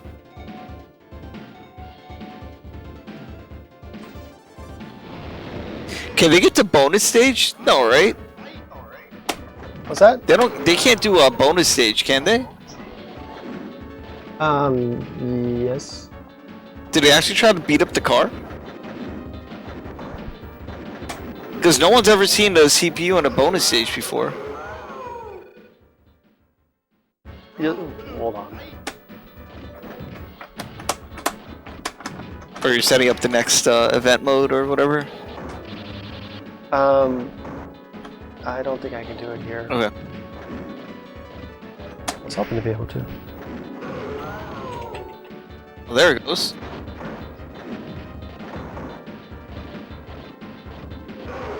I'll have to reset, but look at that zip. Jesus.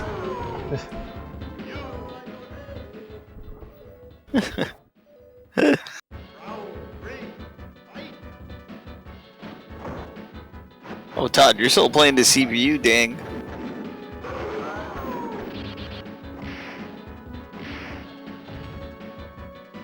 Yeah, one day I'm gonna lab CE arcade mode again. I want to double perfect everyone and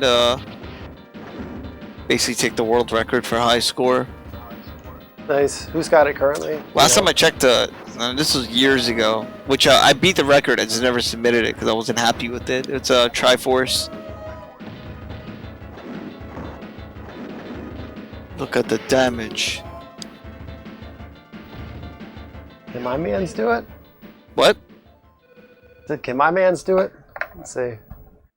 Blanka usually struggles in the Sagat. Oh, okay. Oh, yeah, yeah. Let's see. Okay, so this answers your bonus stage question. Where'd they go? Oh, what?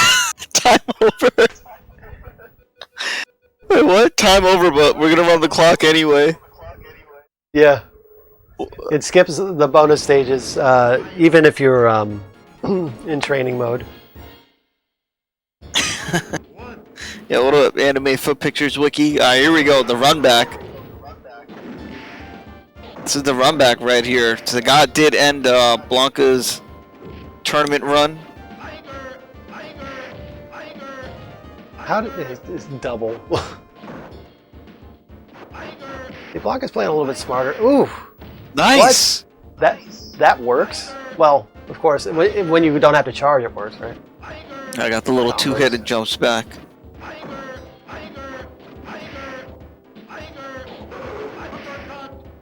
Ah! Ooh, fucking dizzy on that. Come on, kill him! Bruh, you're gonna give me a heart attack. Just kill him! Don't. Oh!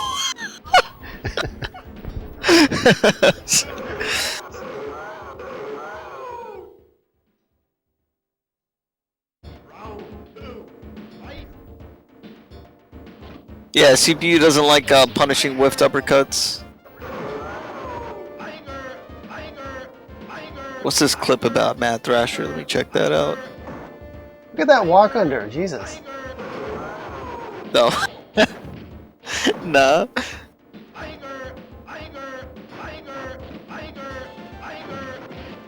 Damn, this is footsies right here. That was a nice little two-hitter. I think he's about to show us again. God damn, Blanka playing smart as fuck. Yeah, he's definitely like going through all these tiger shots. They haven't done anything yet. Nice air to air. Dang, a safe jump. Oh, the double round.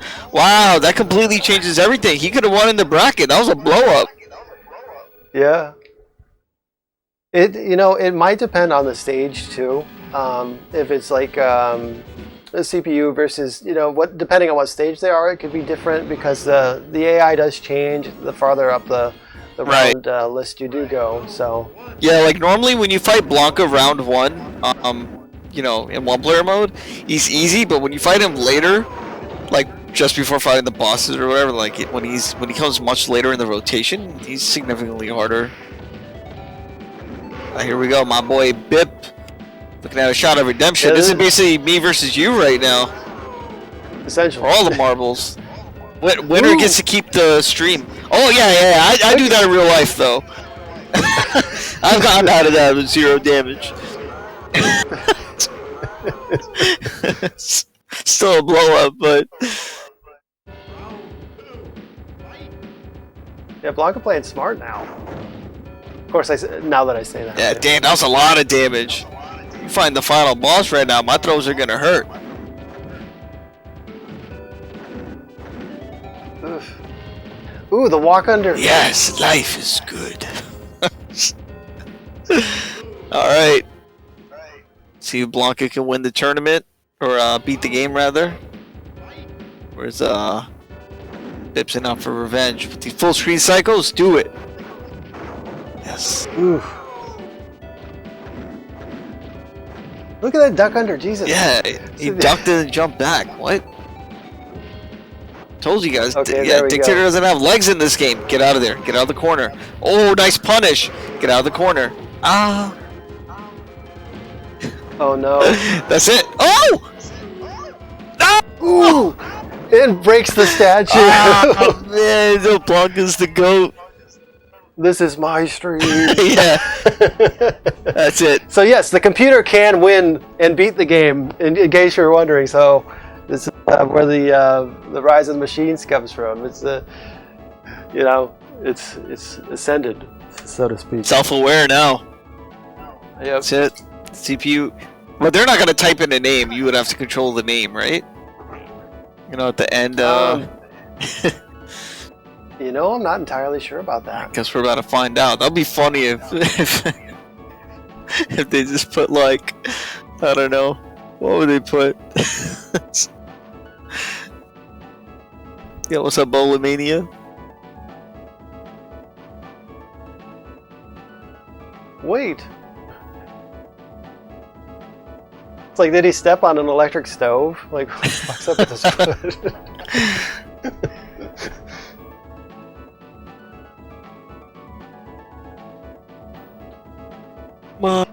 Yeah, that isn't that background banned, like in all of the new releases, the Rising Sun. Oh, is it? I don't know. I never noticed. I think in was it one of their arcade collections that they just put out recently, Honda Stage was changed, so it doesn't have the Rising Sun background.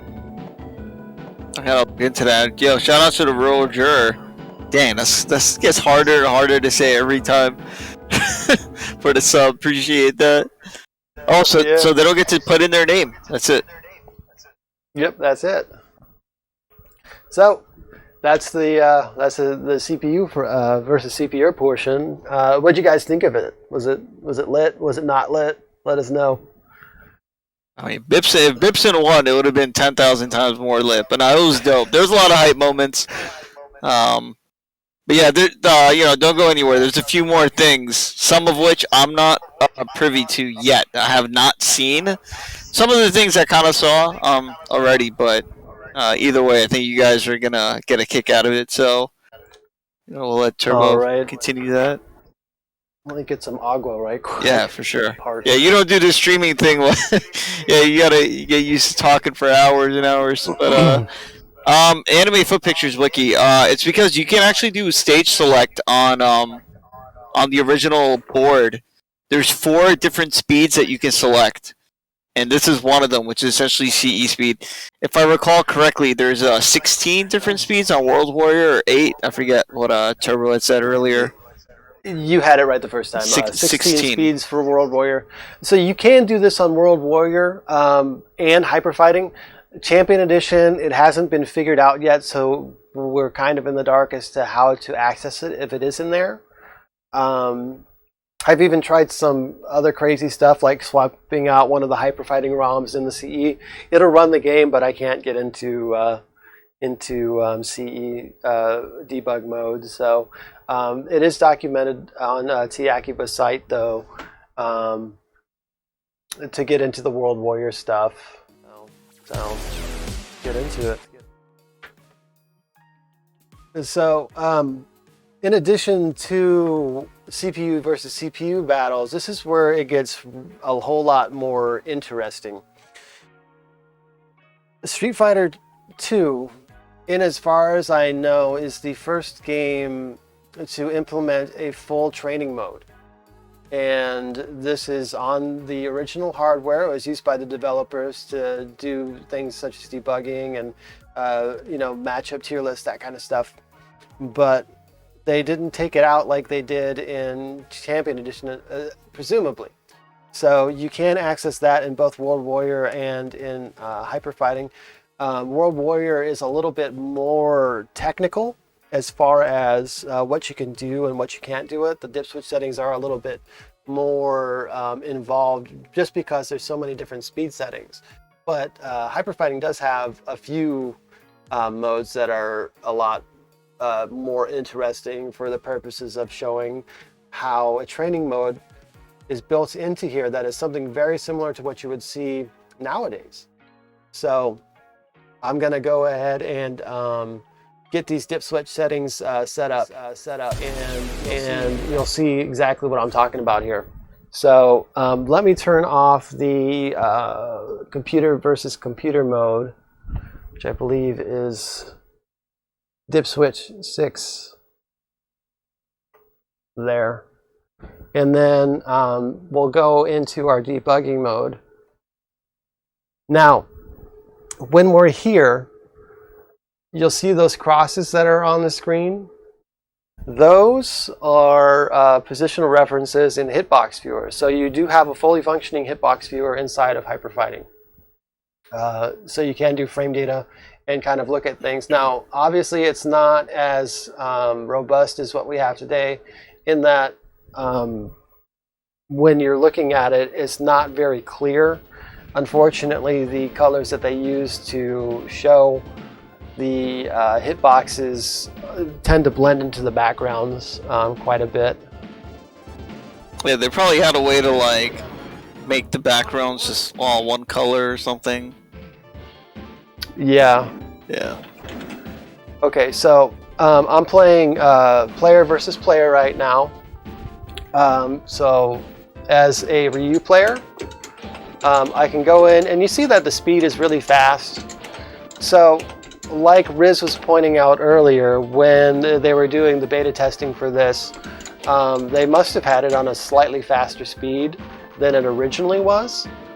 But now we can kind of go through. It's like I said, there's no kind of like true hyperfighting speed. So actually, let me restart right quick, and then we'll get to Ryu's stage. That's kind of the default that I like to go to when I'm experimenting inside of training mode, because the speed is fairly true to what you would experience on like a PlayStation 4, not necessarily like what you would have on Fightcade. It is slightly faster. It's almost like on the PS4 they emulated it from like the wrong dip switch settings, but yeah, say no to weeps. I actually thought about that too, if they added all the extra turbo and stars, because whoever programmed the arcade mode knew that, you know, there are different speeds that can be accessed. It wasn't known to the public. But they're like, we might as well just throw it on the console version because it's easy to switch to it. All you got to do is press forward and, you know, adds another star. But like, it wouldn't say that in the instruction booklet. It's not going to be, hey, fun fact, you know, we're adding the speed in because it exists in arcade board. So. Right, yeah. I mean, the World Warrior and Hyperfighting were both developed by Capcom, so I'm sure that star system is directly correlated to the debugging mode, and just added as a feature for the home releases, which is something you see nowadays in a lot of fighting games, you know, with different modes and whatnot. I'm referencing T-Akiba's site right now, so bear with me. I don't have all of this stuff memorized. I have my setting that I like to go to, but I just want to make sure that I'm accurate in the descriptions that I'm giving you on how to do all of this stuff. So, let's see, we've got collision detection is number 2, so that would be your hitboxes. And then time is A4. So if you turn that on, you have a running 99 timer, so it won't go down on you. That sounded bad, Jesus. And then number 5 is a coordinate system. So if we go to A5 and select that, you'll notice at the bottom left-hand side of the screen, we've got X, Y, and positional coordinates. Now, the third row is fractional coordinates for your pixels. So there, for instance, over time, if you jump, and this happens with Guile and ST, if you jump, I think it's like 4 times, you can actually go a pixel higher on the 5th time you jump. It's something like that. Maybe Silent Scope would know more about that. Wait, say that? I don't know about this. So in ST, if you jump 4 times, your 5th. As Guile, I think it's something where it moves you up a pixel because it it overloads you. But you know, like to have the mental capacity to like count your jumps every time you do your attacks. Yeah, it's kind of a useless bit of trivia. But you know, I mean, if you can get it to work, it might be able to save you in certain events.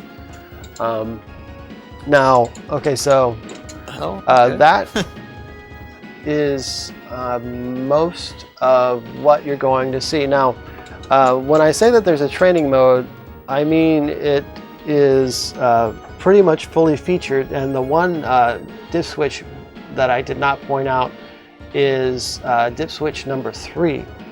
If I turn this on, it won't show too much of a difference. So if I'm playing and then I start to do like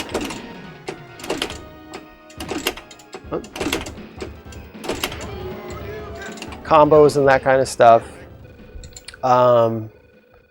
you'll notice that, okay, well, this is cool and all, but it stops the round, you know, like it plays out just like a normal round. Well, if I hit light kick and heavy punch like a CPS chain, look what happens on the screen.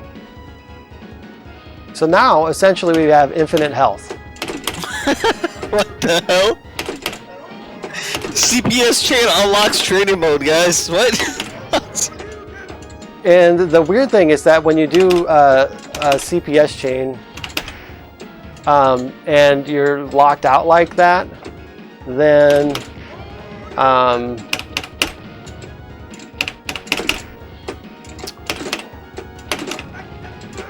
you can, there's a bunch of different modes like that. So like I said, this will get you to infinite health. You also have light kick and light punch, and that'll get you to 3/4 health.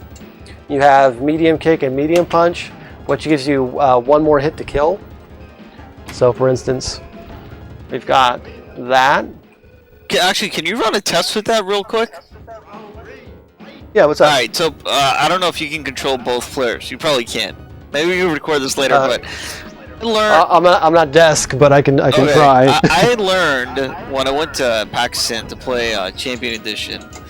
One of the guys told me that if both of you are at like 0 life left, that both of you guys have like, you know, 1 pixel left.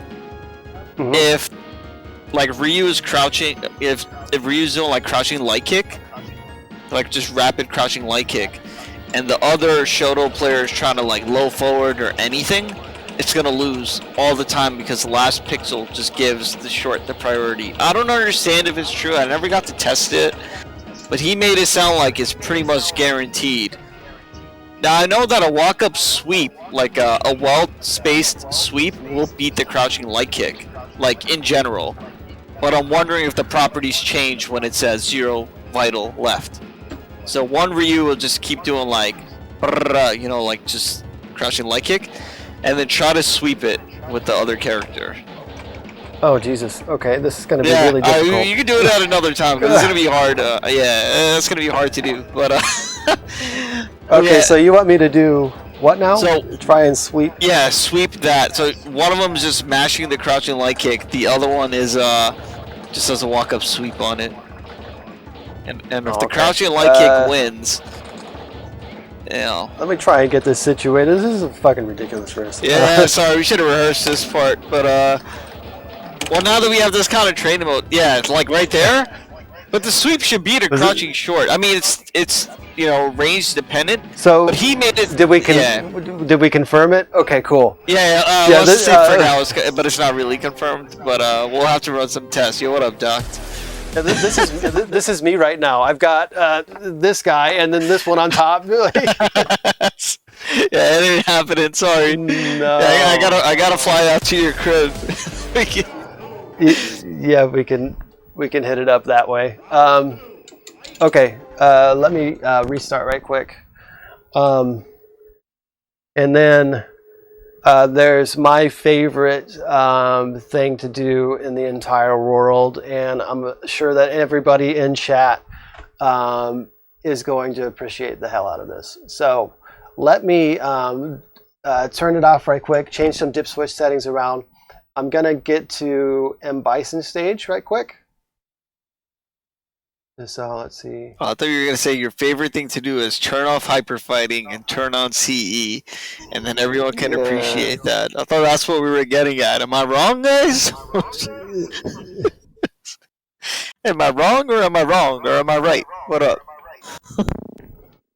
For me, there's no hate on CE. I love CE.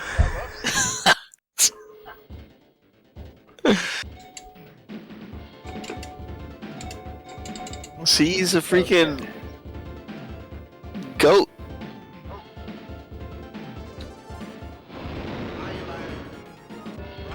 Okay, we in here. Alright, what do we got? What do we unlock?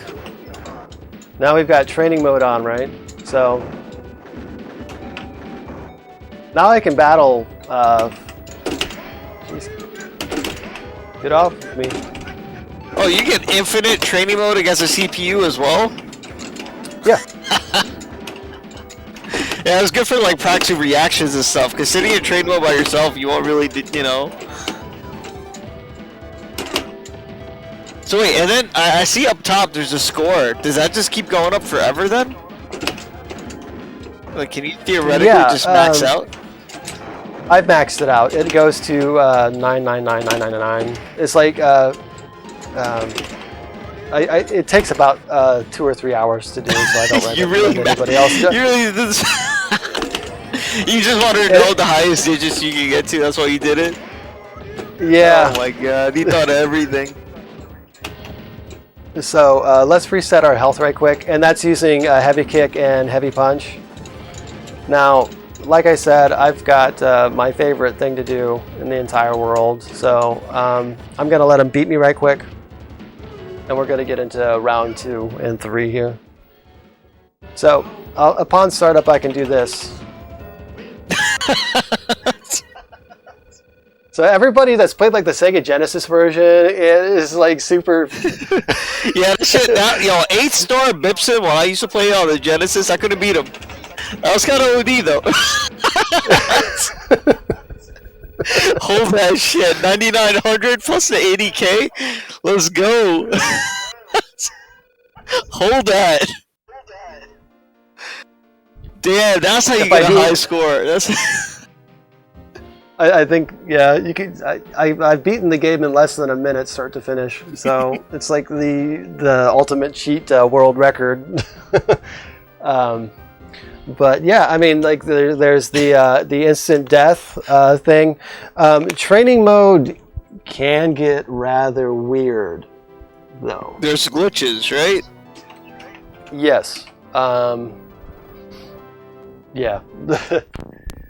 Specifically because of those commands, what ends up happening is in some situations, you'll end up soft locking the game. So let's do Zangief and Ryu. You think what happened? How would it glitch out? What's a possible glitch here? I'm trying to think of any overlapping inputs, but there's no character in the game who has a move that requires both punch and kick at the same time. As far as I know. You see that? Oh, you activate it in the middle of a throw? But now he won't fall anymore? Yeah, I got you. Oh, he fell that time. Yo, you guys saw ST invented Tectros? Nah, son. Guile. We got the handcuffs and hyperfight. And you lose all your ability to do any special move. Right? He just wants to give him a hug forever. The forever hugs. Yeah, the hyperfighting handcuffs. Oh, you still killed him, but you're frozen. Wait, what? Watch. If I hit medium kick and light kick, I could reset his win animation. The moonwalk into the win post? Yeah.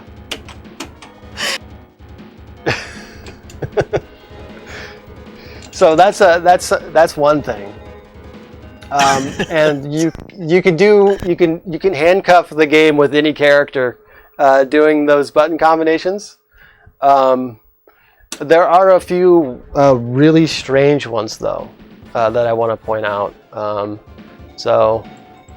Let me pick Ken and Chun right quick. Yeah, well, this handcuff thing won't work on 30th. This is debugging the arcade board, so this is different from like doing it in game.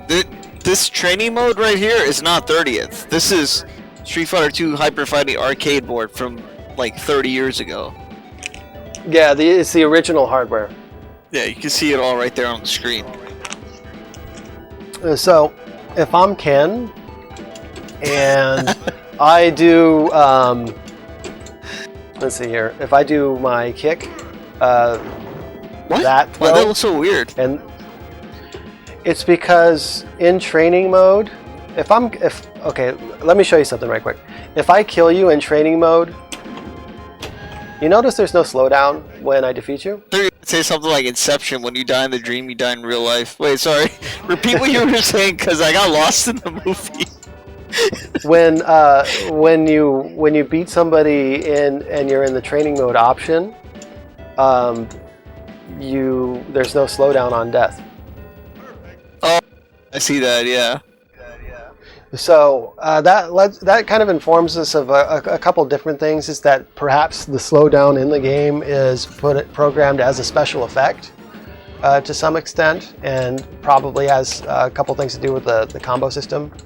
Yeah, going back to that, if I do that throw and then I try and do the CPS chain, right? You soft lock the game that way, but if I try and press another combination, like any one of those combinations that regulates the health amount, I can get different things to happen. Obviously, there's even more stuff that's unknown right now, right? Like, these are things that you kind of just figured out, just, messing Yeah, this around. is this one I figured out about an hour before the stream started. So just messing around, trying to remember exactly how I was doing stuff. Is it medium? It's one of these. Oh, that's what it is. Sorry. Forget my own tech. And I hope this doesn't mess you up in tournaments where you're like, wait, that should do a lot more damage. I should be able to just freeze him. Okay, so if I do my CPS chain and then I go in, you see how the screen keeps on getting darker? I don't know. Do it a couple more times. Is it? Maybe? I need to... And I soft lock the game. It'll allow me to do that. If I think is it medium? Yeah, it must be medium. Let me try it just one more time. Well, I have to see it before and after, boss. It'll be pretty noticeable if I can do it right here. Oh, Todd says it got darker.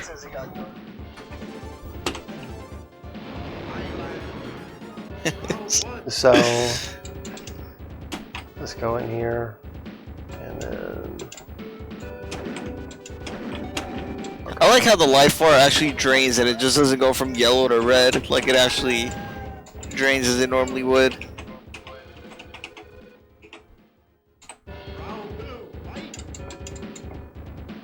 it must be another CP. Yeah. Okay.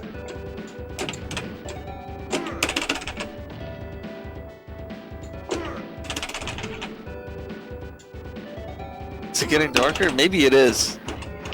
It does. Earlier I got it to go completely black, and then you have an actual training mode with the grids that you can see, like little crosshairs and stuff. Yeah, that's all your positional data, which seems to have also soft locked in the game. But this one, I'm gonna call it the Saturday Night Fever glitch.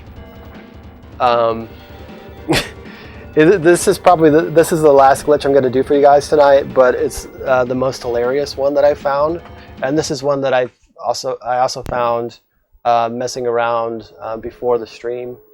Well, I thought you discovered it on a Saturday night, hence the name. No, You'll understand when I get in here right quick. I just need to change it back to Balrog stage because it'd be appropriate for that stage. So.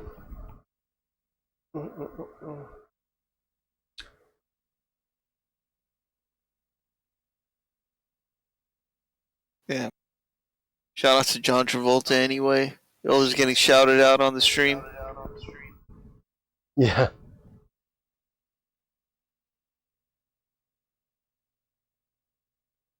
Yeah, I just remember it from the movie. Although I haven't seen that movie in like forever.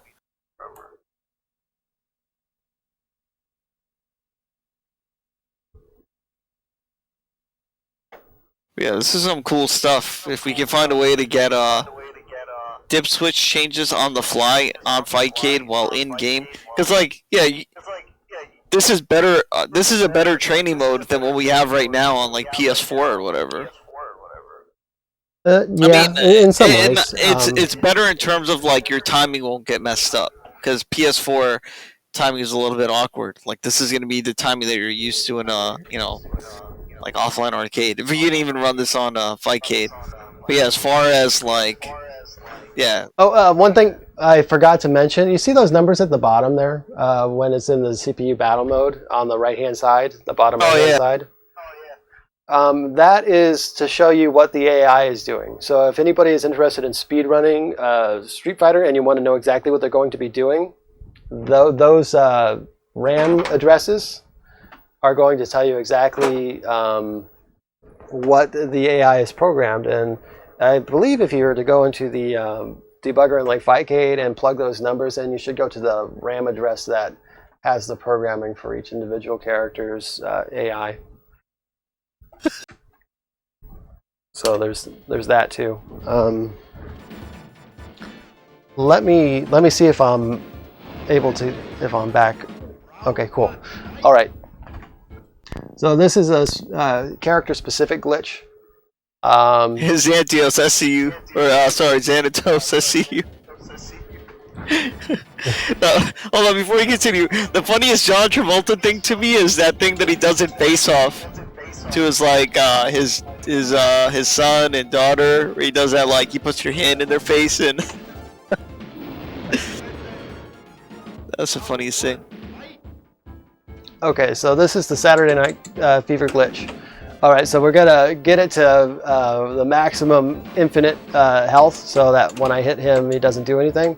If I try and throw him, and then I button combo light punch and a light kick together afterwards, this happens.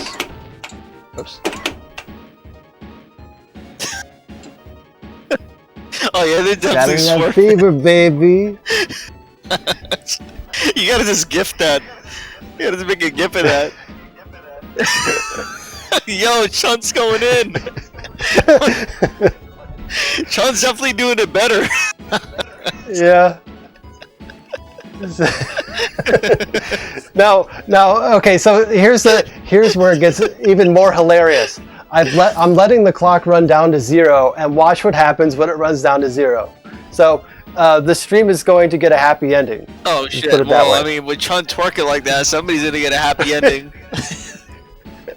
Well, let me get it next to the girls there. Sit. Shut up to this. There we go. And this is obviously intentionally programmed into the game, guys. You know. Yeah, Chun's got a third leg and everything. Oh my god. Look how it ends. Look where her hand is. Yeah, you had a lot of time on your hands.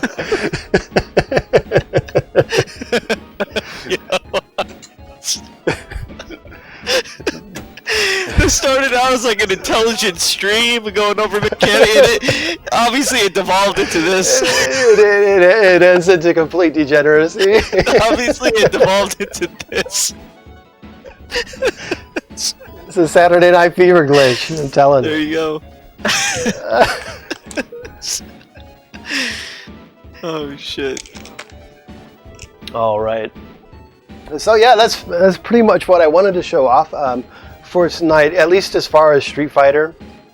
I encourage anybody that's interested in this kind of stuff to start exploring what you can do with arcade boards. And the good news is that you are able to get this implemented into Fightcade. There is a way to access the dip switch settings so that you can get into there. Unfortunately, I don't want to blow up my computer. I'm running on kind of a low quality setup at the moment, and what I'm going to do is within the next week or so, if you follow me on Twitter, it's just TurboAnnihilate. Type me in there and follow me. I'll be posting how to get these dip switch settings into Fightcade so that you can experiment with them too, and we can find all this stuff together and start posting and have just a really fun dialogue about this whole technology and how it works. And maybe you guys can start discovering some stuff that I'm not aware of too. And we can start to build maybe a collective of people that are just into this kind of hardware stuff, and get these things going. For me, I've just been really sick and tired of being on YouTube and watching people regurgitate the same stuff over and over again and have nothing new to present to the table.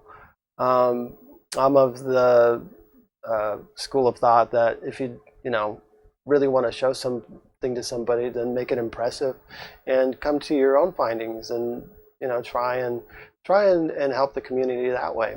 Obviously, I'm not the best Street Fighter player out there, but I think that I still can contribute too. So don't let things like your ability or where you're at with the game influence your love of the game or how much you can love the game, because there's a lot of things that you can do that are completely awesome that might not even have to do with what. So yeah. Everyone can contribute their own way, and like you said, I mean, you've entered some tournaments competitively, but your whole thing is you're just a maniac. It's in the name. You broke down. You annihilated Turbo to atomic particles. Just for funsies to see, because it's like, fortunately, I work as an arcade tech, so I have access to these games. I started collecting arcade boards a couple years ago, so I've got pretty much everything that I want to, and it is a luxury item to have. So I don't expect other people to have the access to this type of stuff, because it is getting more expensive to purchase even. And it's just my small way of kind of being able to get back to the community that way. So, and if you're into just like what I'm showing off, and maybe you want to try and do stuff, I encourage you, like, figure out how to get a board for cheap, maybe something that nobody really even plays. You can probably find something for like $50. I know a lot of the old Tekken games, like an arcade board for Tekken, is like $75. It's not super cheap, but it's definitely affordable if you want to start to get your toes in the water with arcade gaming, and maybe finding out things that are exclusive to arcade releases. There's a lot of stuff that can be learned from that, for sure. There's a subculture, I guess, for people who dig into OG arcade hardware, right, and kind of try to figure this stuff out. If there is, I haven't come across too many. There's, in the arcade community, there's kind of two different camps of people. There's the OGs, and they're more interested in restoration and preservation. So they're the ones responsible for doing all the ROM dumps. They're responsible for making reproduction artwork so that you can restore an arcade cabinet. But generally, that crowd doesn't seem to go past a certain period of time for the games that they're interested in wanting to preserve. That's where people, close to our age, probably early 30s, mid 40s, thereabouts, can start to realize that, hey, our games are important too. It's not all about Pac-Man and Galaga, although very excellent games in their own right, in their own day. It's just kind of a shame that that kind of attention for the arcade scene doesn't get brought to things outside of like a Street Fighter or some of the classic fighters. There's a lot of really good games out there that you might not have even heard of just because they were arcade exclusives and they might have only made like 300 of them. So, you know, there's that whole thing. And then the other camp would be like players, you know, people who go to tournaments like us and actively try and create a community around a specific game. So it's still is a lot more broken up than I would like to see as far as the arcade community goes. 90% of the ROM dumps that you see come from a guy in Australia. Oh, really? Yeah, the dude's a monster. He has dumped thousands of games onto, and his sole purpose of collecting is just to buy the games so that he can preserve the for us to enjoy on platforms like Fightcade and GGPO and MAME and all of that. So let me switch to one last game, and I'll show you one last thing before we cut the stream off. So just give me 1 second. I just need to get set up, and we'll see another game here in a second. Cool. Yeah, this right here just turned into like kind of an episode of Super Lore Boys, but really just going into the lore of you know, the actual arcade hardware, its capabilities, and you know, kind of what's happening right now. Definitely, there's like this whole, you know, retro resurgence, and you know, everyone wants a piece of it. Yeah, and it's getting tough to preserve. So the more people who are exposed to this now, the better. Yeah, it's pretty sick stuff. Yo, Todd, where'd you get that lore emote? What's up, Rotary Lover?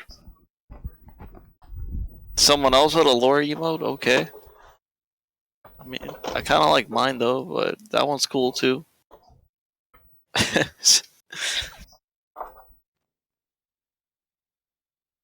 Tornado Tron.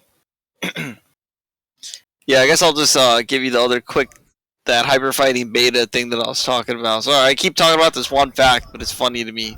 Honda's headbutt on the hyper fighting beta had so much invincibility that it would beat Dragon Punches. It just beat everything. Okay. Obviously, that was reverted back to what it is currently. Yeah, that's a fact, Rotary Lover. What's up, Noun? Playing offline the other night was dope. Alright, what do we got here? What is this? What are we looking at? The hidden gem. Fighter's History.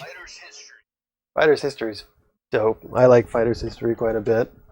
Like, it might be a Street Fighter ripoff, but then Street Fighter ripped them off and based Makoto off of Ryoko, so, you know, tit for tat, I suppose.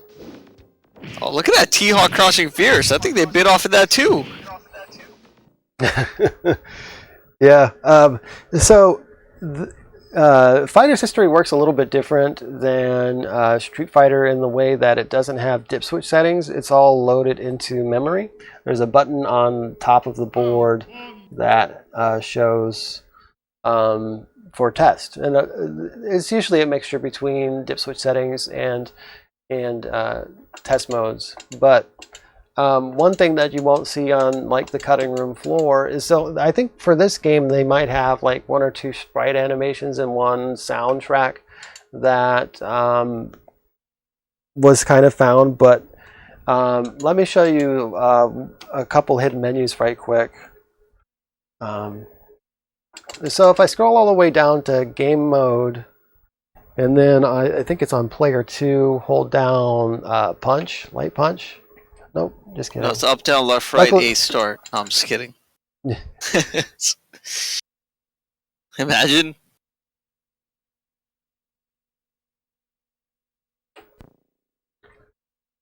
Oh, come on now. Yeah, what's a weird looking hippo? Yeah, definitely. This is it's definitely an eye-opening experience for me, man. I had no idea about a lot of this stuff, and well, you missed the best part with the Zangief and Chun-Li, but anyway. And then there was a whole tournament too. So yeah, this was a jam-packed info session. Yeah, the Ultra Primer. Yeah, we ran a whole tournament. Okay, so inside of this program is kind of a dead piece of programming. I have no idea what this does. It doesn't do anything. It's just it says MX18 editor. So pattern change continue, pattern change start.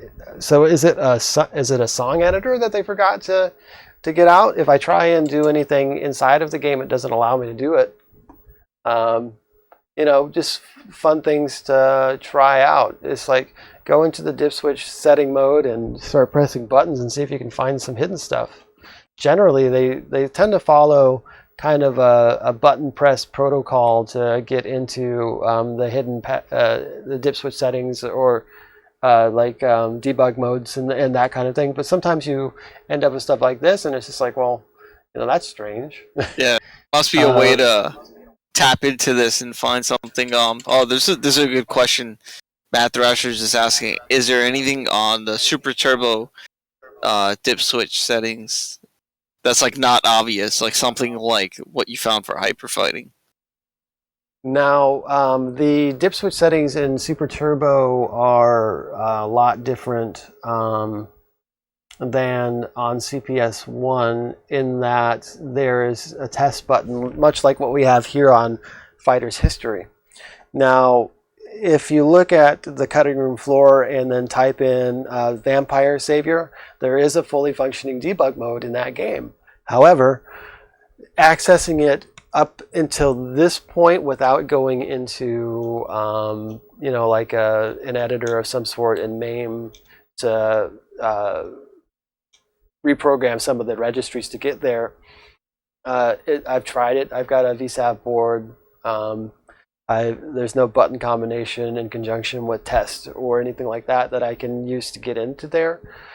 You know, Capcom is rather strange in what they do, because like for the Street Fighter stuff is pretty universal. Final Fight has a debug mode that's very similar to the Street Fighter debug mode, but getting to that is the same thing. It's like you can do it in MAME, but so far you can't do it in real life. So, you know, maybe that's something that we can try and figure out, is getting like the Vampire debug mode to work out and see if maybe that'll suss out to Super Turbo, and maybe we can get something there. That's your next mission. Get the Super Turbo figured out. Super Turbo Annihilator. Yeah, try and get that. I've actually got I've got Super Turbo in the other room. James Chen signed mine. Shit, that's dope. Super cool dude. Yeah. Met him at Frosty Faustings 2019 when I was there. We played him. It was my Blanka versus his Chun. It's good stuff. There might be footage of that, actually. There is. I think it's on the Super Turbo stream that's on there. Yeah. You see me play him.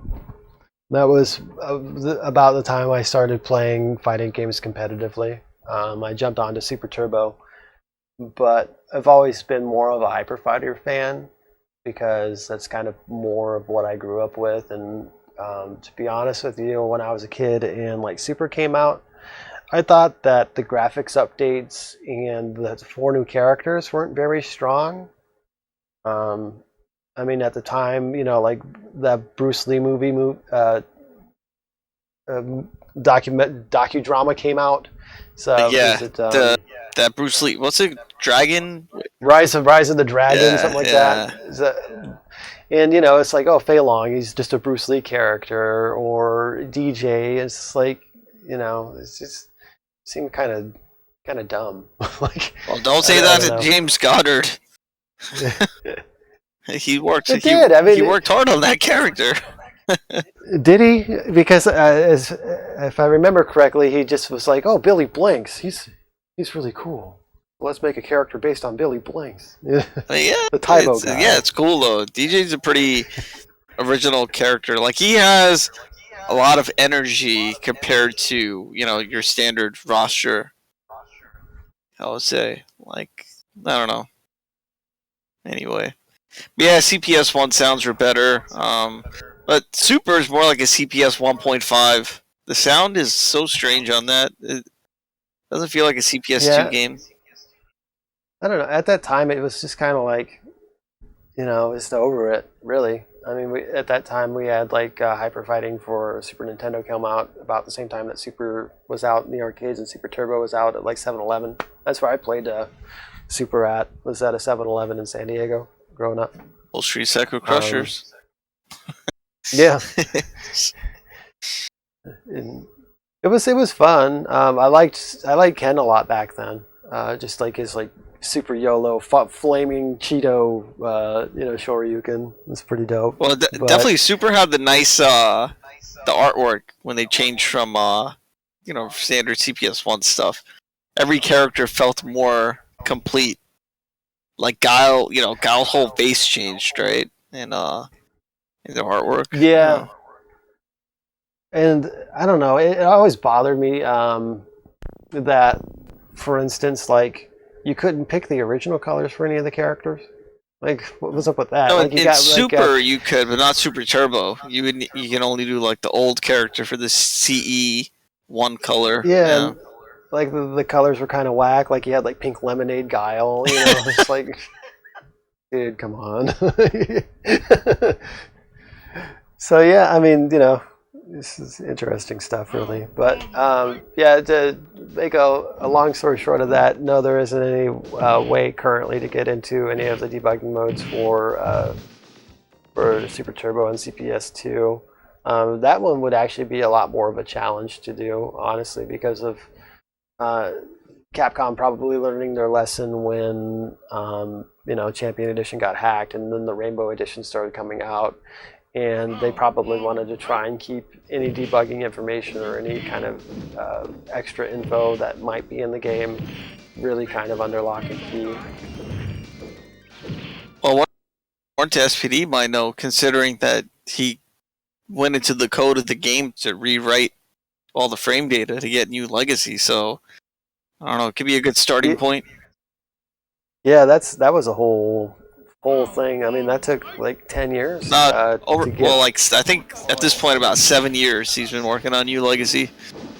Yeah, and then New Legacy, that's a very impressive thing.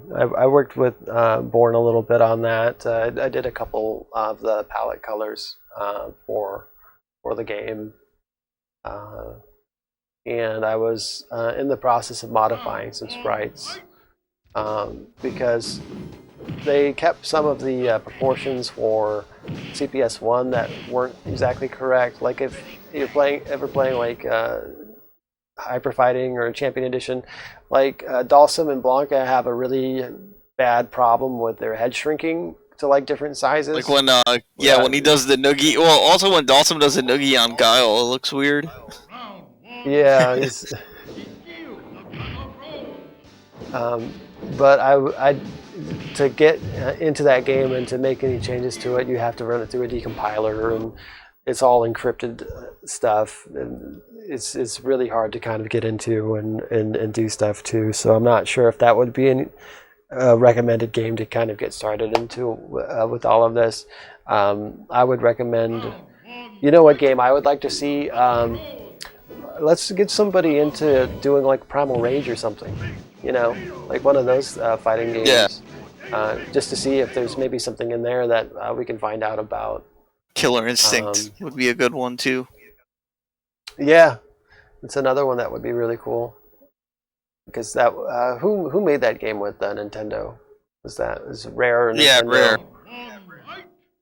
Clay Fighters. Yeah, what's up, Yoga Boy? Yeah, Clay Fighter never made it to the arcades, so that was a console exclusive game. Jackie Chan Fist of Fire, you unlock the blooper reel where Jackie Chan actually like sprains his ankle and breaks his elbow or something. And like Rumble in the Bronx. Yeah. Well, which movie? I think it was Who Am I, where he had to wear like that sock foot. I think he did like a big jump and he kind of broke his foot, so he had to wear this sock that looked like a shoe. Yeah, that was Rumble in the Bronx. Oh, that was. I thought it was Who Am I. Yeah, he was jumping on. Jumping on that hovercraft, and he his ankle. That's right. Yeah. Yeah. We got some Jackie Chan fans in the house. Yeah, a little bit. Yeah, a little bit of the Jackie Chan lore for you guys. Oh shit. Yeah, you have any other stuff you can show us before we start wrapping it up?